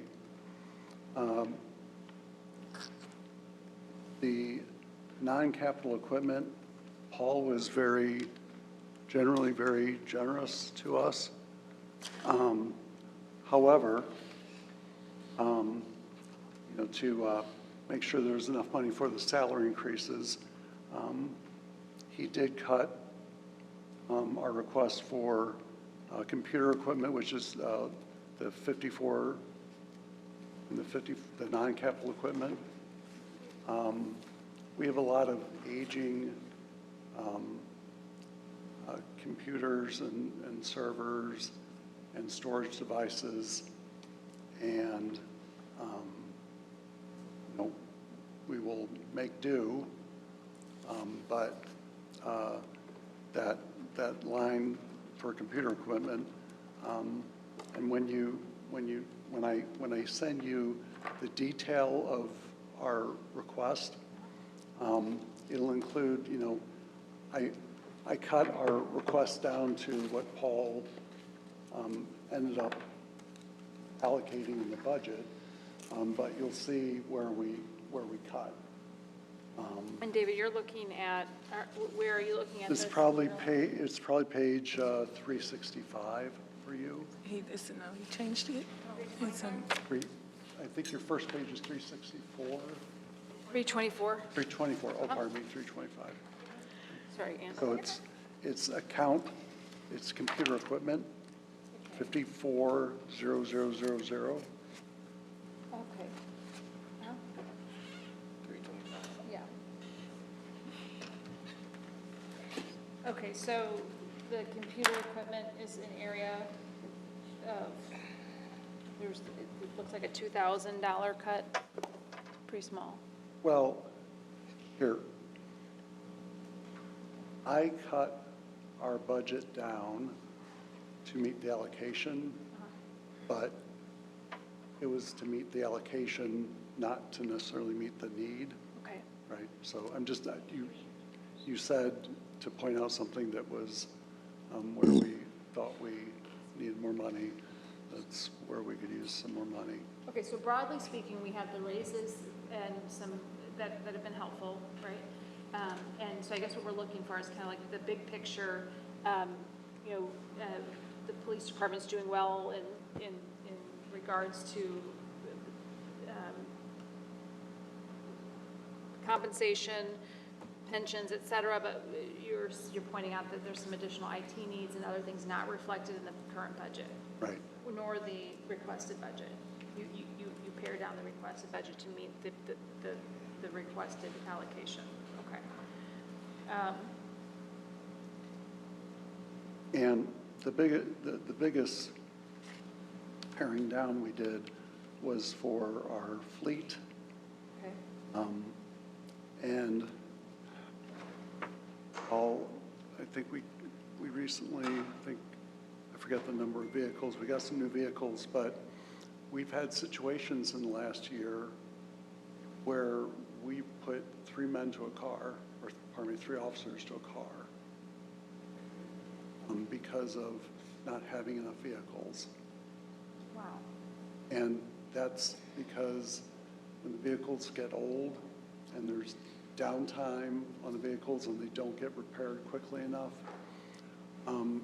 we're already, I would say, short-staffed. I think everyone would agree that we probably need more officers out on the street, but it's very frustrating when there are not cars available for them to drive.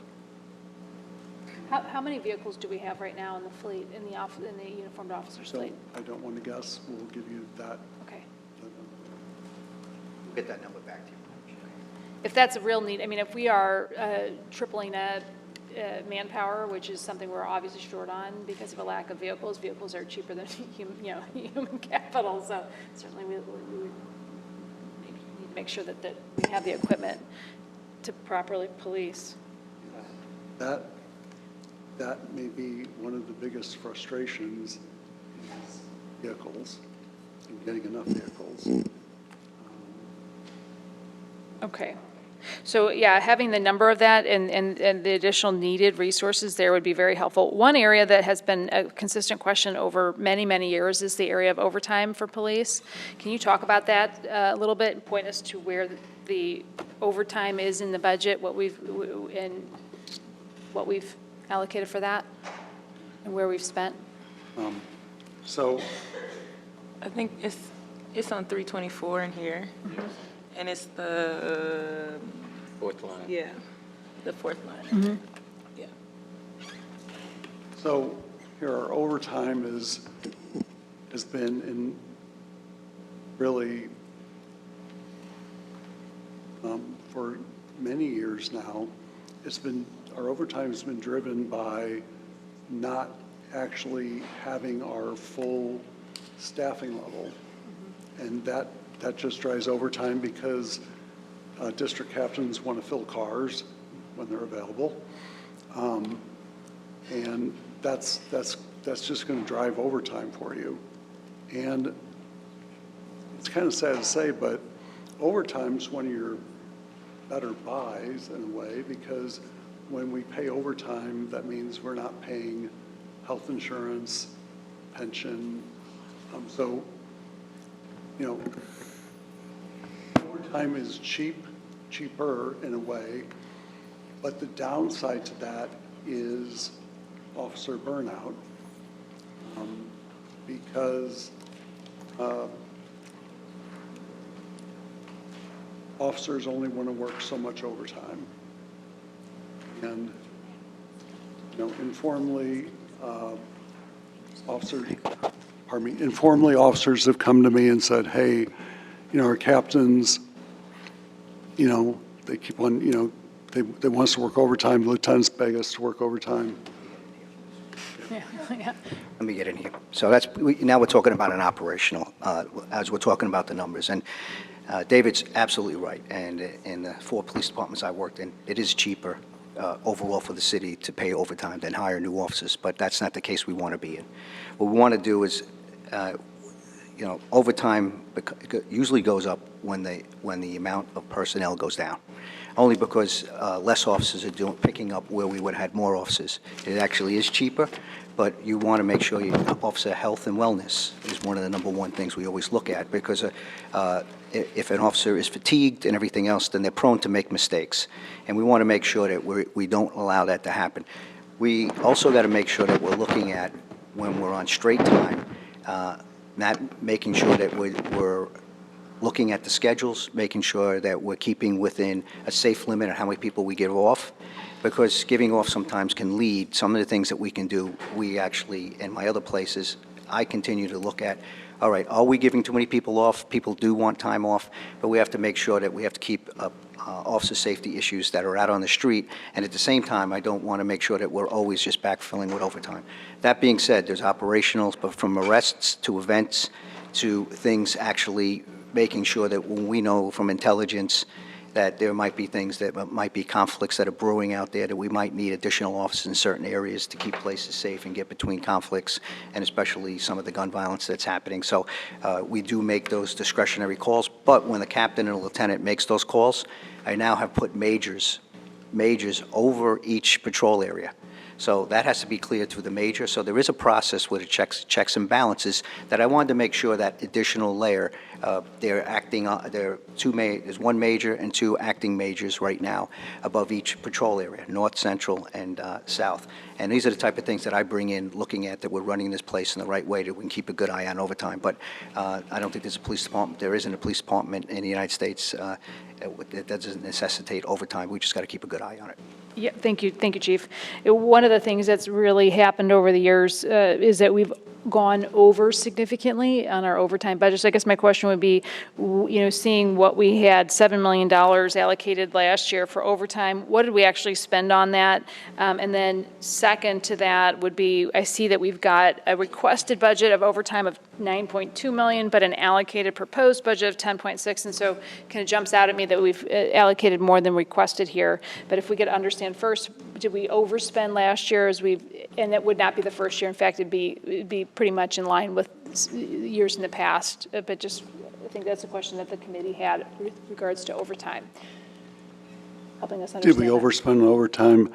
Yes. Last year? Okay, yes. so we were budgeted at $7 million. Do you know what we spent last year on overtime? No, but we will get that for you. And then just quickly understanding why the proposed budget is significantly higher than the requested budget on overtime, is it presumably because of the overspending from last year? Okay. Yeah, helping us get those figures would be helpful. Is there anything else that you would like to touch on? Go ahead. And Alderwoman, also the pay increase. Okay. Overtime's more expensive. Time and a half goes up. Sure. Okay. Yeah, I was just going to jump in on that.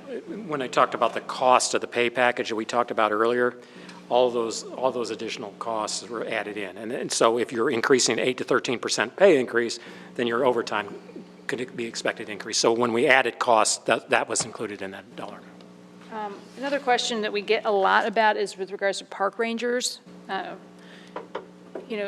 Where are those are falling underneath this? Is that correct? That's my understanding. Let's see. It was below Marshall's. Say that again. It was below the Marshall's tab. Park rangers are in their own separate budget.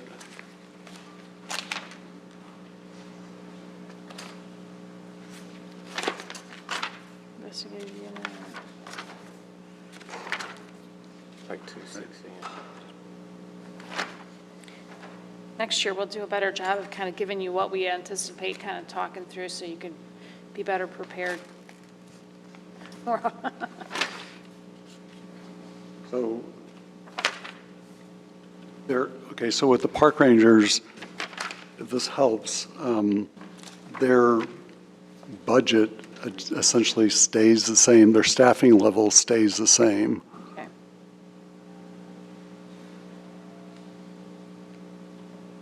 Okay, yeah, I see that. And we have a total, do you know how many employees that represents? Park rangers are so helpful in keeping our parks safe. So there's 31 authorized, 29 actual. Okay.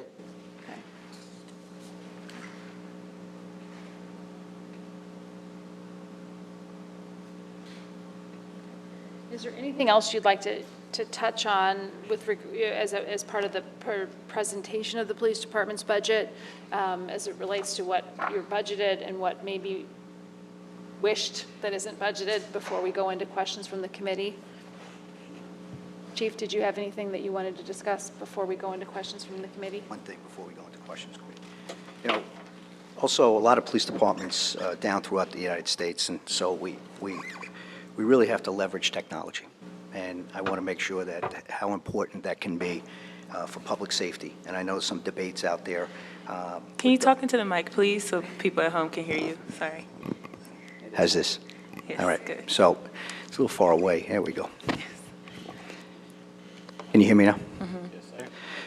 So talking about gunshot technology and some of the things that are out there, we're going to make sure that sometimes it's looked at. It has to be leveraged in the right way, in a proper way. And some of these things that happen get us to a scene quicker. Where people are injured, we can render first aid. We can make sure that we can get to a scene and also collect evidence, make sure if there's someone that's going away that's an offender, we can gain evidence and probably catch someone that is a trigger puller that's out there that's harming our community. And, you know, since I've come here, I'm a big proponent of it, and because it has worked in other places, helped save lives, and also helped reduce violence. So I think that's something that we need to look at and make sure that we're utilizing the right way. And I promise you, under the strategies I bring in, that is something that's looked at very seriously, and then making sure that it's in our overall plan that we're using each and every day when you're matching shell casings and NIBIN and connecting the dots. And then, and I think that's led to a lot more clearances and clearance rates of individuals that have done bad things out there, and bringing justice to those families and to those victims. Thank you, Chief. With regards to technology, one thing you mentioned, the technology, the shot spotter, is that? We have shot spotter here, but I always like to go with there's other vendors out there, so I always go with gunshot technology. But if you bring up the specific, which is shot spotter that we use here, yes, it is. Is that an effective technology? Yeah, I think they changed their name to Sound Thinking, but it's a very effective technology. And I've used it in my last place, and we were able to reduce shootings by 50% and non-fatal shootings and overall murders by 60%. And a big part of it was using shot spotter in the right way. And also, we saved a lot of lives in first aid to individuals that our officers are rendering first aid by being on the scene, because sometimes someone calls 911, if you've ever been around gunshots, if it echoes off places, you don't know exactly where it is, and it can pinpoint the location for ambulances and both our officers as well. With shot spotter or the Gunshot technology. Gunshot technology, do we have an increase? I know that we do not have the entirety of the city of St. Louis covered with that technology as we currently. Do we have any plans to expand that technology into other parts of our city? Well, right now I'm evaluating how we're doing things with it. I already know the neighborhoods. I have a list of where the neighborhoods it is. I think it's in the right place where it needs to be right now, where things are happening. If there's an opportunity to expand it, I would always love to expand it. I'm being very diplomatic with the budget and my first year going through this budget and just looking at things, but it's certainly, as I stay here longer and probably in the next cycle, you might see a big push by me, because I know there might be, I think the Police Foundation is picking up a portion, and we also have a grant also that's picking up a portion of that, and they're both going away. So I don't know how we're going to make up that difference. If that goes away, does the areas become smaller instead of expanding it or keeping it the same? I might have to reduce the geographic areas of ShotSpotter. I have to talk with the vendors and see what the next steps are.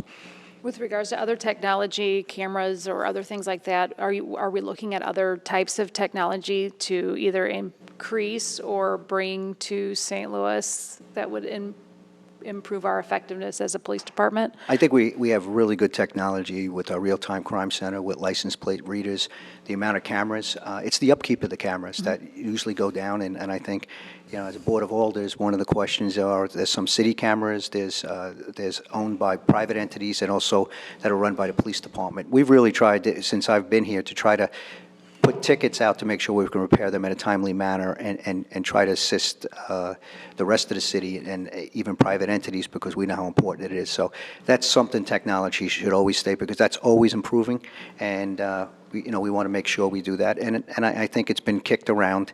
Other technology that's out here that I think that we do need in this city is, if we can have red light cameras and also technology that can catch people that are going over the speed limits to assist us as we try to curb the reckless driving and people going through that with our department and the amount of motor vehicle summons we have. And I don't want it to be for revenue, but I would like it to change behavior, because this is, once again, I always continue to say this because I can talk about other cities. It's not the only city that this phenomenon has kind of gotten a lot worse in the last few years as far as how people are driving on the roads, and then you're seeing the dangerous conditions, and then you're seeing people getting hurt or fatalities that have kicked up because of that. Yeah, no, Chief, I commend you for bringing that up. I think we all have seen it, experienced it, lived through it.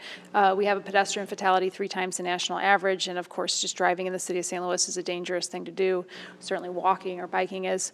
And the mayor, as we all know, has brought up red light cameras along with the president of the board. Is there anything in the budget to cover the expense of that? Were we to be able to find a legal path to bringing those to the city of St. Louis? Well, I don't think that would be coming out of the police department's budget when we're talking about those types of cameras. In other places, it came from an overall general budget from the city, the way it's been run. We did monitor it and make sure we were a part of it, but it didn't come out of the police department's budget. Okay. With regards to cameras, for the knowledge of new Alder folks here, as the chief was pointing out, the police department has cameras that they have purchased either through the foundation or through the police department's budget, and they maintain. We also have other cameras that the city has purchased through Ward Capital. Alderpersons have purchased those cameras, and they are handled separately. They are upkept separately, and I want to commend the police department, because my understanding in recent audits that I've very informally conducted, the police department cameras are almost entirely in working order. That is not the same case for Ward cameras purchased with Ward Capital. There's an enormous difference in functionality in that, and something that I think we as the Board of Aldermen have to address if we want to have some uniformity, especially with regards to what is expected of our residents when we have cameras in the neighborhood. Whether they work or not, whether we want them or not, that there should at least have some, there should at least be some transparency in the functionality of it. So I'd like to explore kind of how we can better invest in those Ward Capital purchased cameras, because those funds right now are not well spent if those cameras aren't functioning and assisting. Yes, ma'am. Anything else you'd like to touch on before we open it up to questions to the committee as far as the presentation is concerned? No, I think the specifics of the questions we'd be happy to answer. Thank you. Okay. Go ahead, David. Did you have another thing? Just one thing. ShotSpotter has always been paid out of asset, pardon me.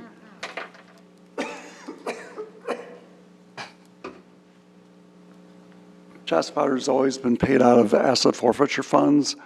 It's just we've never had the funding to put into the regular general fund, and really it's something that belongs in the general fund.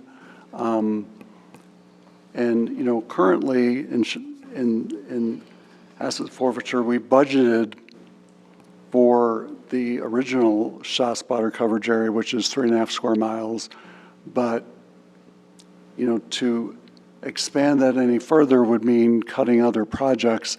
And since shot spotter is something it seems that the city wants on a continual basis, at some point we should be able to work it into the general fund budget so that it is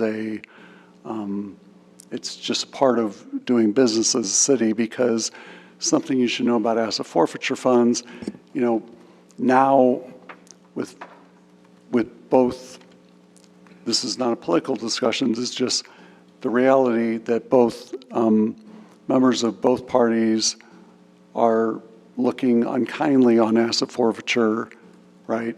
And so that funding source is just going to drop and drop. So it would be nice at some point if we moved asset or shot spotter into the general fund budget. I think that the asset forfeiture funds, as a general question, has been on the table. You know, where are they? How much are we getting in asset forfeiture? What are they spent on, et cetera? I don't know if that's part of this, but I know that's a question that has been percolating through the Board of Aldermen for some time. Yeah, it should, asset forfeiture should be in the budget. Page The line item. 252. I mean 352. Okay.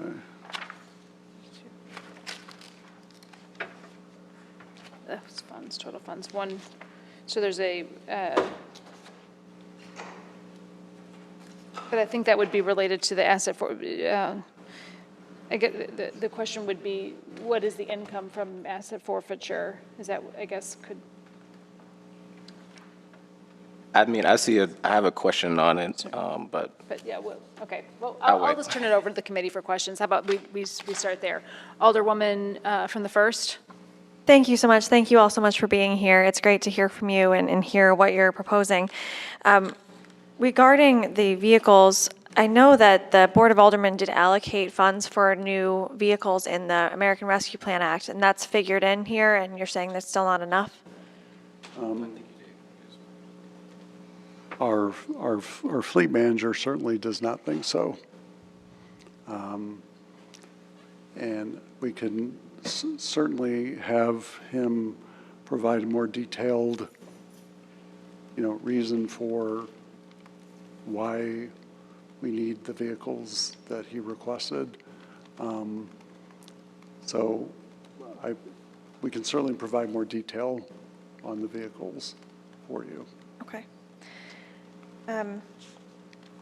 Great. I think that was my main question. You covered a lot of the things that I wanted to ask about, so I'll yield to other committee members and maybe circle back if I come up with more. Okay. Alderwoman from the 7th? Okay, so I'll start with where you were. For shot spotter, I know that the chief said he's found it to be effective in some places. I'm curious about, do you have any data on the accuracy of shot spotter?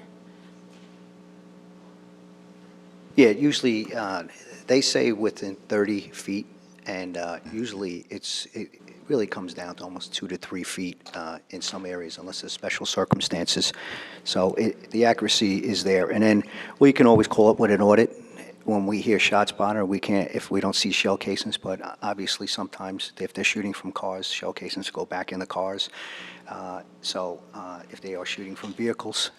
So the accuracy, what I've found shot spotter to be within a few feet of where the actual shooting happened. And do you know when we started as a city using shot spotter? I would have to defer, David.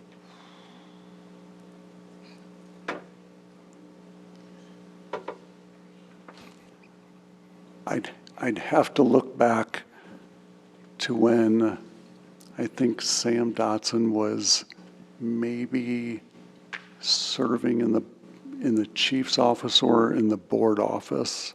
That's okay. It's been a long time since I wrote the original grant. Yeah. That would be 10 years, approximately. So I think that's when a lot of police departments were looking at it. Even when I was a chief in Chicago, we started looking at shot spotter around 2013 as well.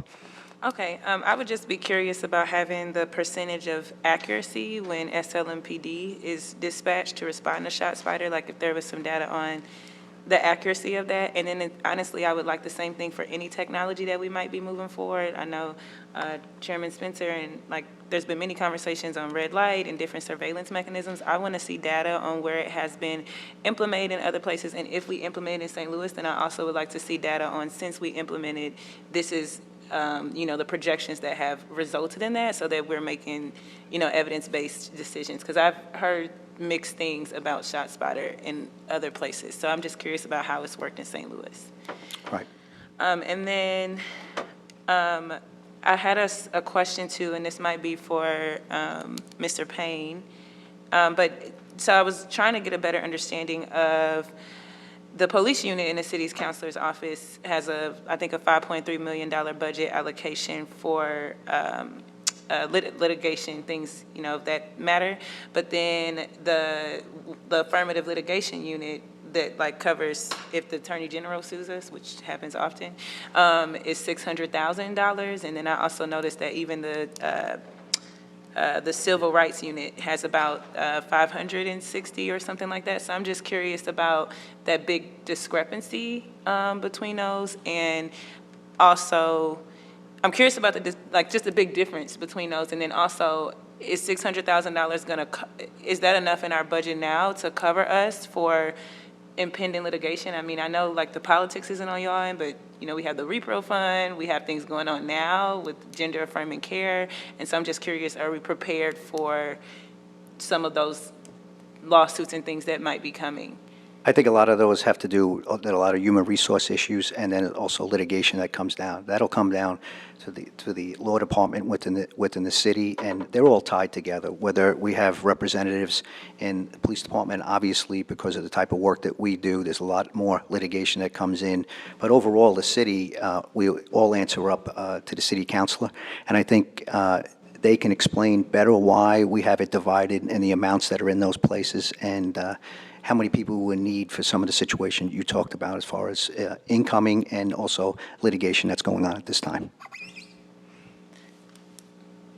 Yes, I'm sure you. Thank you, Chief. And I would also second that in terms of when you get to the city councilor's budget, that's where most of our funding is set aside for litigation. Mm-hmm. You're going to see it in two spots. Historically, when local control occurred, the city councilor's office absorbed the legal unit under the police department. So under the city councilor's office, you have the regular city councilor's office, then you have the police unit under the city councilor's office.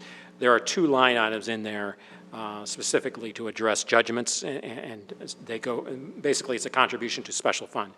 $2 million just overall general fund for litigation in the primary unit of the city councilor's office.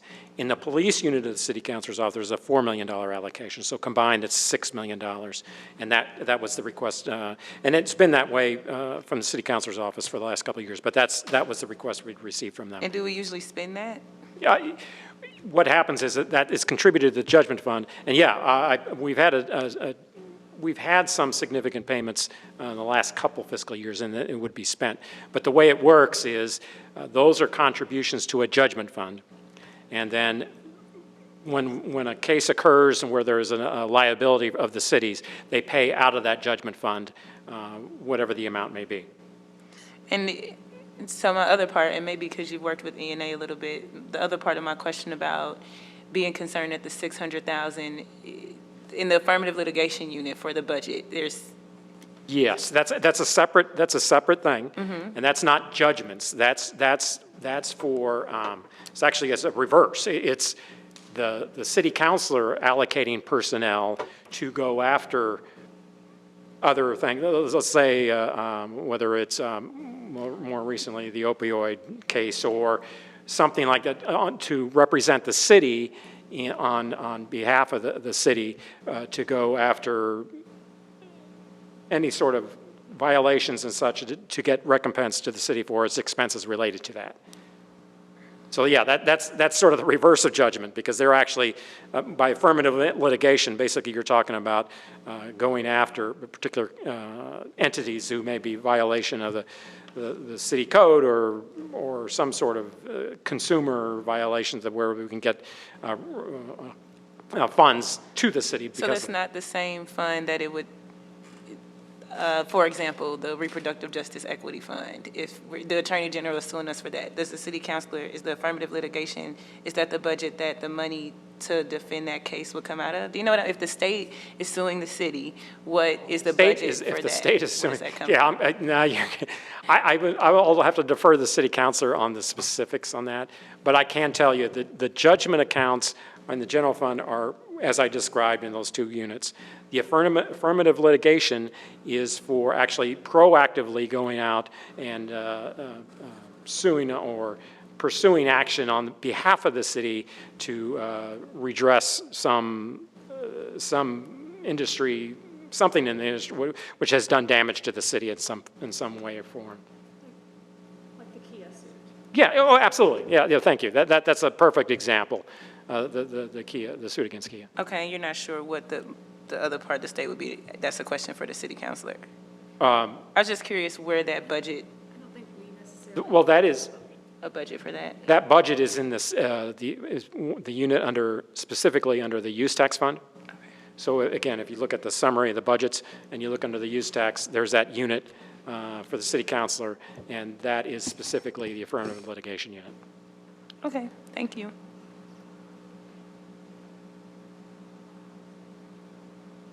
Alderwoman, did you have further questions? Oh, no. Okay. Thank you. Alderman from the 14th? Thank you, Madam Chair.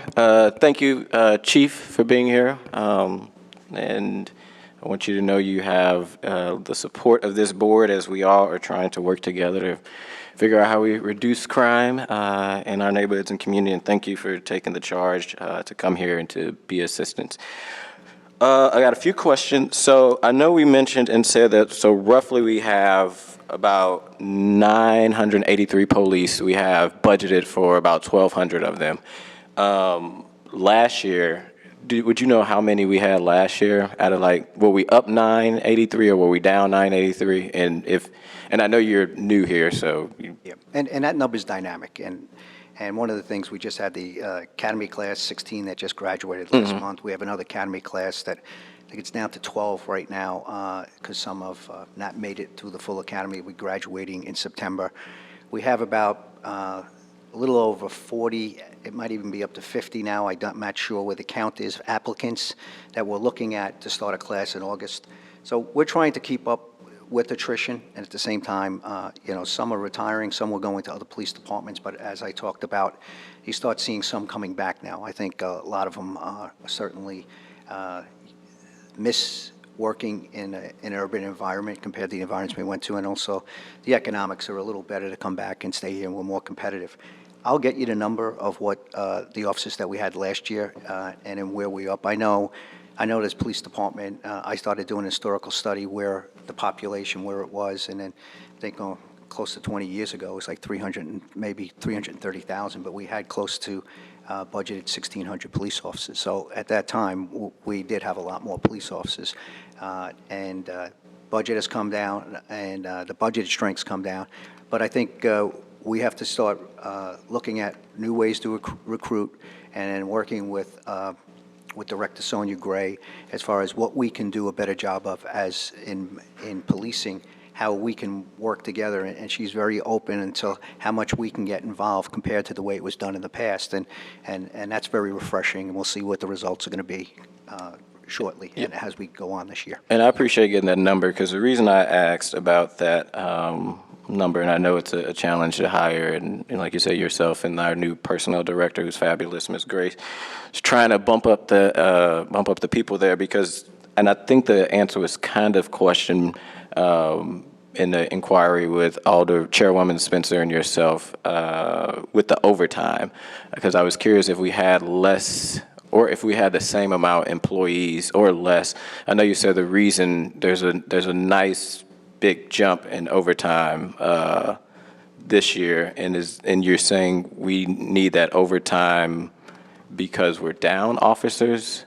No, I'm saying that sometimes to do the work of with the amount of officers we used to have, overtime goes up. But I think Director Payne also hit on hit on that the salaries are up. So if you do the same amount of overtime and time and a half is higher, I think we're looking at that if we stay somewhat the same, the price of overtime is going to go up because time and a half goes up. Gotcha. And last year, we used all of that overtime money, that $7 million that was out there, we used. We're going to get back to you on what was the actual amount. So Okay. I'll get back to the It would be committee. nice, because on the state level, we see those, how much did you ask for, how much did you spend? Right. And if you didn't use all, and I see you projected another roughly $3 million, and I know the pay went up with the contract and everything, but, just trying to figure out what's the need for that big increase. Fleets, so we talked about fleets and said that we're down cars. Yeah, I'm going to take a look at that. I think also there's a twofold issue. We're starting to see new cars come into the fleet, as the Alderwoman talked about, and I'm starting to see new cars out there. I think, what is the efficiencies of turning around cars when they have to go for periodic maintenance or they're a small accident, and how fast they get turned around at the motor pool? And those are the things that, we have to look at to see, do they have enough, when someone has less people in a certain area, and I understand that might be an issue where you have less mechanics or people doing that work, it could slow down everything, not just for the police department, but for all departments where the maintenance area is for vehicles. So, And you'll be getting that number of how many up and running cars we got, Yeah. how many cars out? Now- Because I know, and not to cut you off, Chief, I know also we are giving 18 million per fire and police of that big package, but also in that is 2 million for fleet cars and this take home, which I'm curious, did you guys do take homes in your other city, like take home police cars? no. Okay. So, and do you know if there's any research out there to say if a person take home their car, they stay on the force, or the people on their block feel more safe? Is that, well, let me first slow down. The 2 million for the take home cars, is that to add more or to repair cars? If you have to take home cars, that's one of the incentives, like trying to give bonuses for people to come into your police department. We don't do bonuses. If you want to be a St. Louis Metropolitan Police officer, I really want you to come in for the right reasons, and a car shouldn't entice you and/or bonus. Yeah. But if it is a perk that you do live in the city, because a lot of people can move outside the city, and if that's a perk that we're willing to give to officers that want to remain in the city. Some want to take it outside the jurisdiction or going further. I have to review those things. I think it's just in the city right now, and which it should be. I'm a big believer. Listen, I don't make the rules. New York City, you were allowed to leave the city when I was an NYPD cop. Chicago, you had to live in the city. Wilmington, you had to live for the first 5 years. And here, you can live outside the city. And they talk about recruitment, expanding the pool to bring officers in. But incentives of a car, let's see what happens. I think the biggest thing for the incentive for these police officers was the raise that was approved by the administration that we just gave them to make us competitive in a new contract. Yeah. I think that had the biggest effect. I'm not saying that incentive of having a car will make some people pretty happy. Yeah, that'll help out. Yeah. No, and so I agree. I'm not dismissing that. I want to say don't do that. But if we're doing that, I think it's a nice perk if you do live in a city. Yeah, no, I agree with you. I think this mayor administration, And you have an omnipresence of that person parking that car on that block. And then, you certainly start to, it gives that there's a car right there wherever they have to park. I don't want it to become a scarecrow that it's always seen there, but knowing that you have a car parked there gives a presence that there is law enforcement area that might be in plain clothes. yeah, and like I was about to say, I agree. I think this mayor administration is probably one of the biggest contracts for police officers, and a lot of times we talk about we need to hire more. First, we got to maintain and keep the ones we have here. We have a bleeding. So unless we take care of what's at home now, the ones that come in usually come and go. But to that fleet question, so the $2 million is for purchases of new ones or to upgrade, or just either way? When we talk about upgrade, when you do purchase, we purchase a vehicle for our private vehicles, then they got to be outfitted. You got to put the equipment in, you got to put the radio in, you got to put the computer in, you got to put the lights in. So you always have to budget also for that and any repairs of that type of equipment. I'm not sure. I'll have to get back what that $2 million is allocated specifically, but that's certain. I'll get back to this committee as soon as we leave this meeting. I want to make sure I'm accurate giving you that answer. And I promise of time, I only got a few more questions, and I'll keep them short. We talked about fleet. So one question on page 352, I know we had talked about asset forfeiture funds. As I look at that document, can you explain to me what the difference is? Hold on, let me pull it up on my thing before I start asking questions. Well, I got it right here. So, a few folk questions. What are these funds used for? And when I look at FY23, it looks like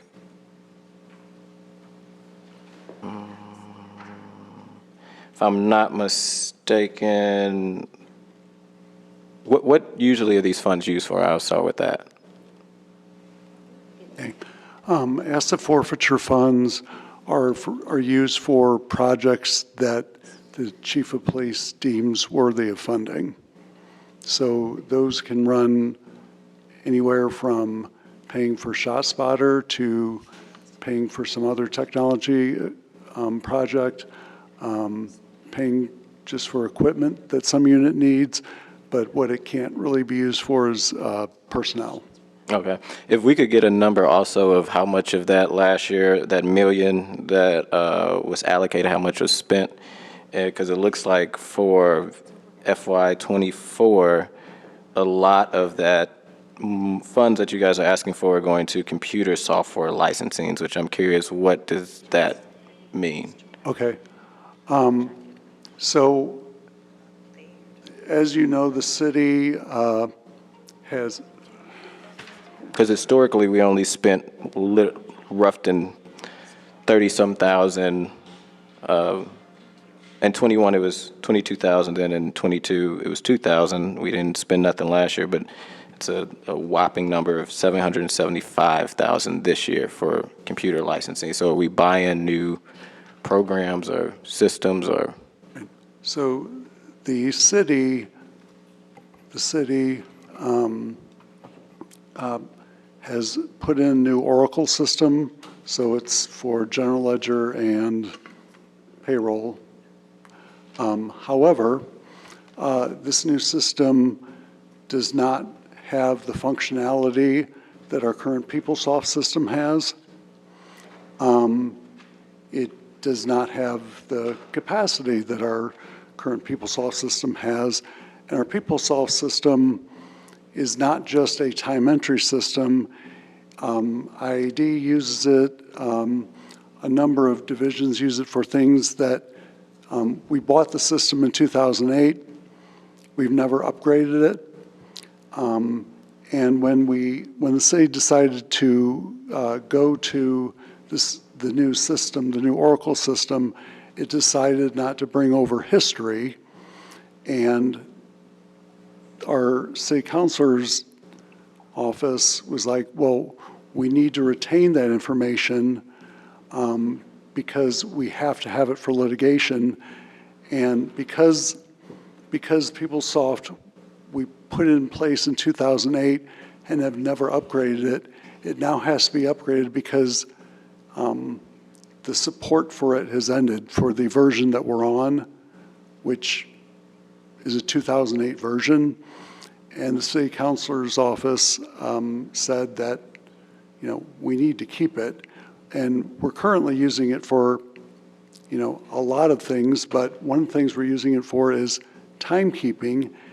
And I'm just expressing an opinion now, but I have heard from other city divisions that have used the new UKG system, which is the timekeeping system, that they find it very cumbersome. And the last thing I want is for lieutenants and sergeants working in the district to spend even more administrative time trying to get people's time into a new system, because their time is very valuable and supervision is very valuable. And I will tell you that this money is going to be used to upgrade PeopleSoft because, one, the city councilor's office suggested that we keep it because they need it for litigation purposes. And two, we use it for a lot more than just timekeeping. And if you wish, we can send you a list of all the, some people don't take a hint. We can send you a list of all the applications, police department applications that depend on PeopleSoft.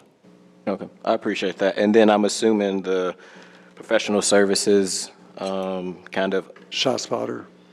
So we do plan to purchase new shot spotters? Is this? No, this would only support the existing or the original 3.1 square mile shot spotter. So why is it last year we only had 18,000 and this year we have 243? Is that line always to support shot spotters? If you can get in the mic, Chief. I don't know why, it might have came from another line and only 18,000 is left. In my experience, ShotSpotter, that's an annual cost. And for that line item to be 18,000, you look in years past, Alderman, we'll have to get back to you and see if money was taken from a different area to support that. All right, so that's an anomaly because I know the cost should stay consistent unless we pull the money from other line item. We'll research that for you and get back to you. Gotcha. Because that'd be helpful. Even if it was an error, I would just be curious. Not that it's much. If we got ShotSpotter for 18,000, and I'd go, I would buy more and try to cover the whole city. So that had to come from somewhere else. They're in the business of making money as well. Yeah. So have we bought any new shot spotters? not since I've been here, and I'm not sure if it expanded. I have to research that, when it expanded. When did we start ShotSpotter? That was the question I was asked earlier that I have to get back on. I think it started a decade ago. I'll let you know if we've expanded from the 3.1 miles, if it started out at 1 square mile. I have done that in other places, but I have to research that here in our department, in our city. Maybe the gentleman to your right, I know if we've expanded. It started off at 3.1 square miles. Okay. And have we expanded? Then the police foundation,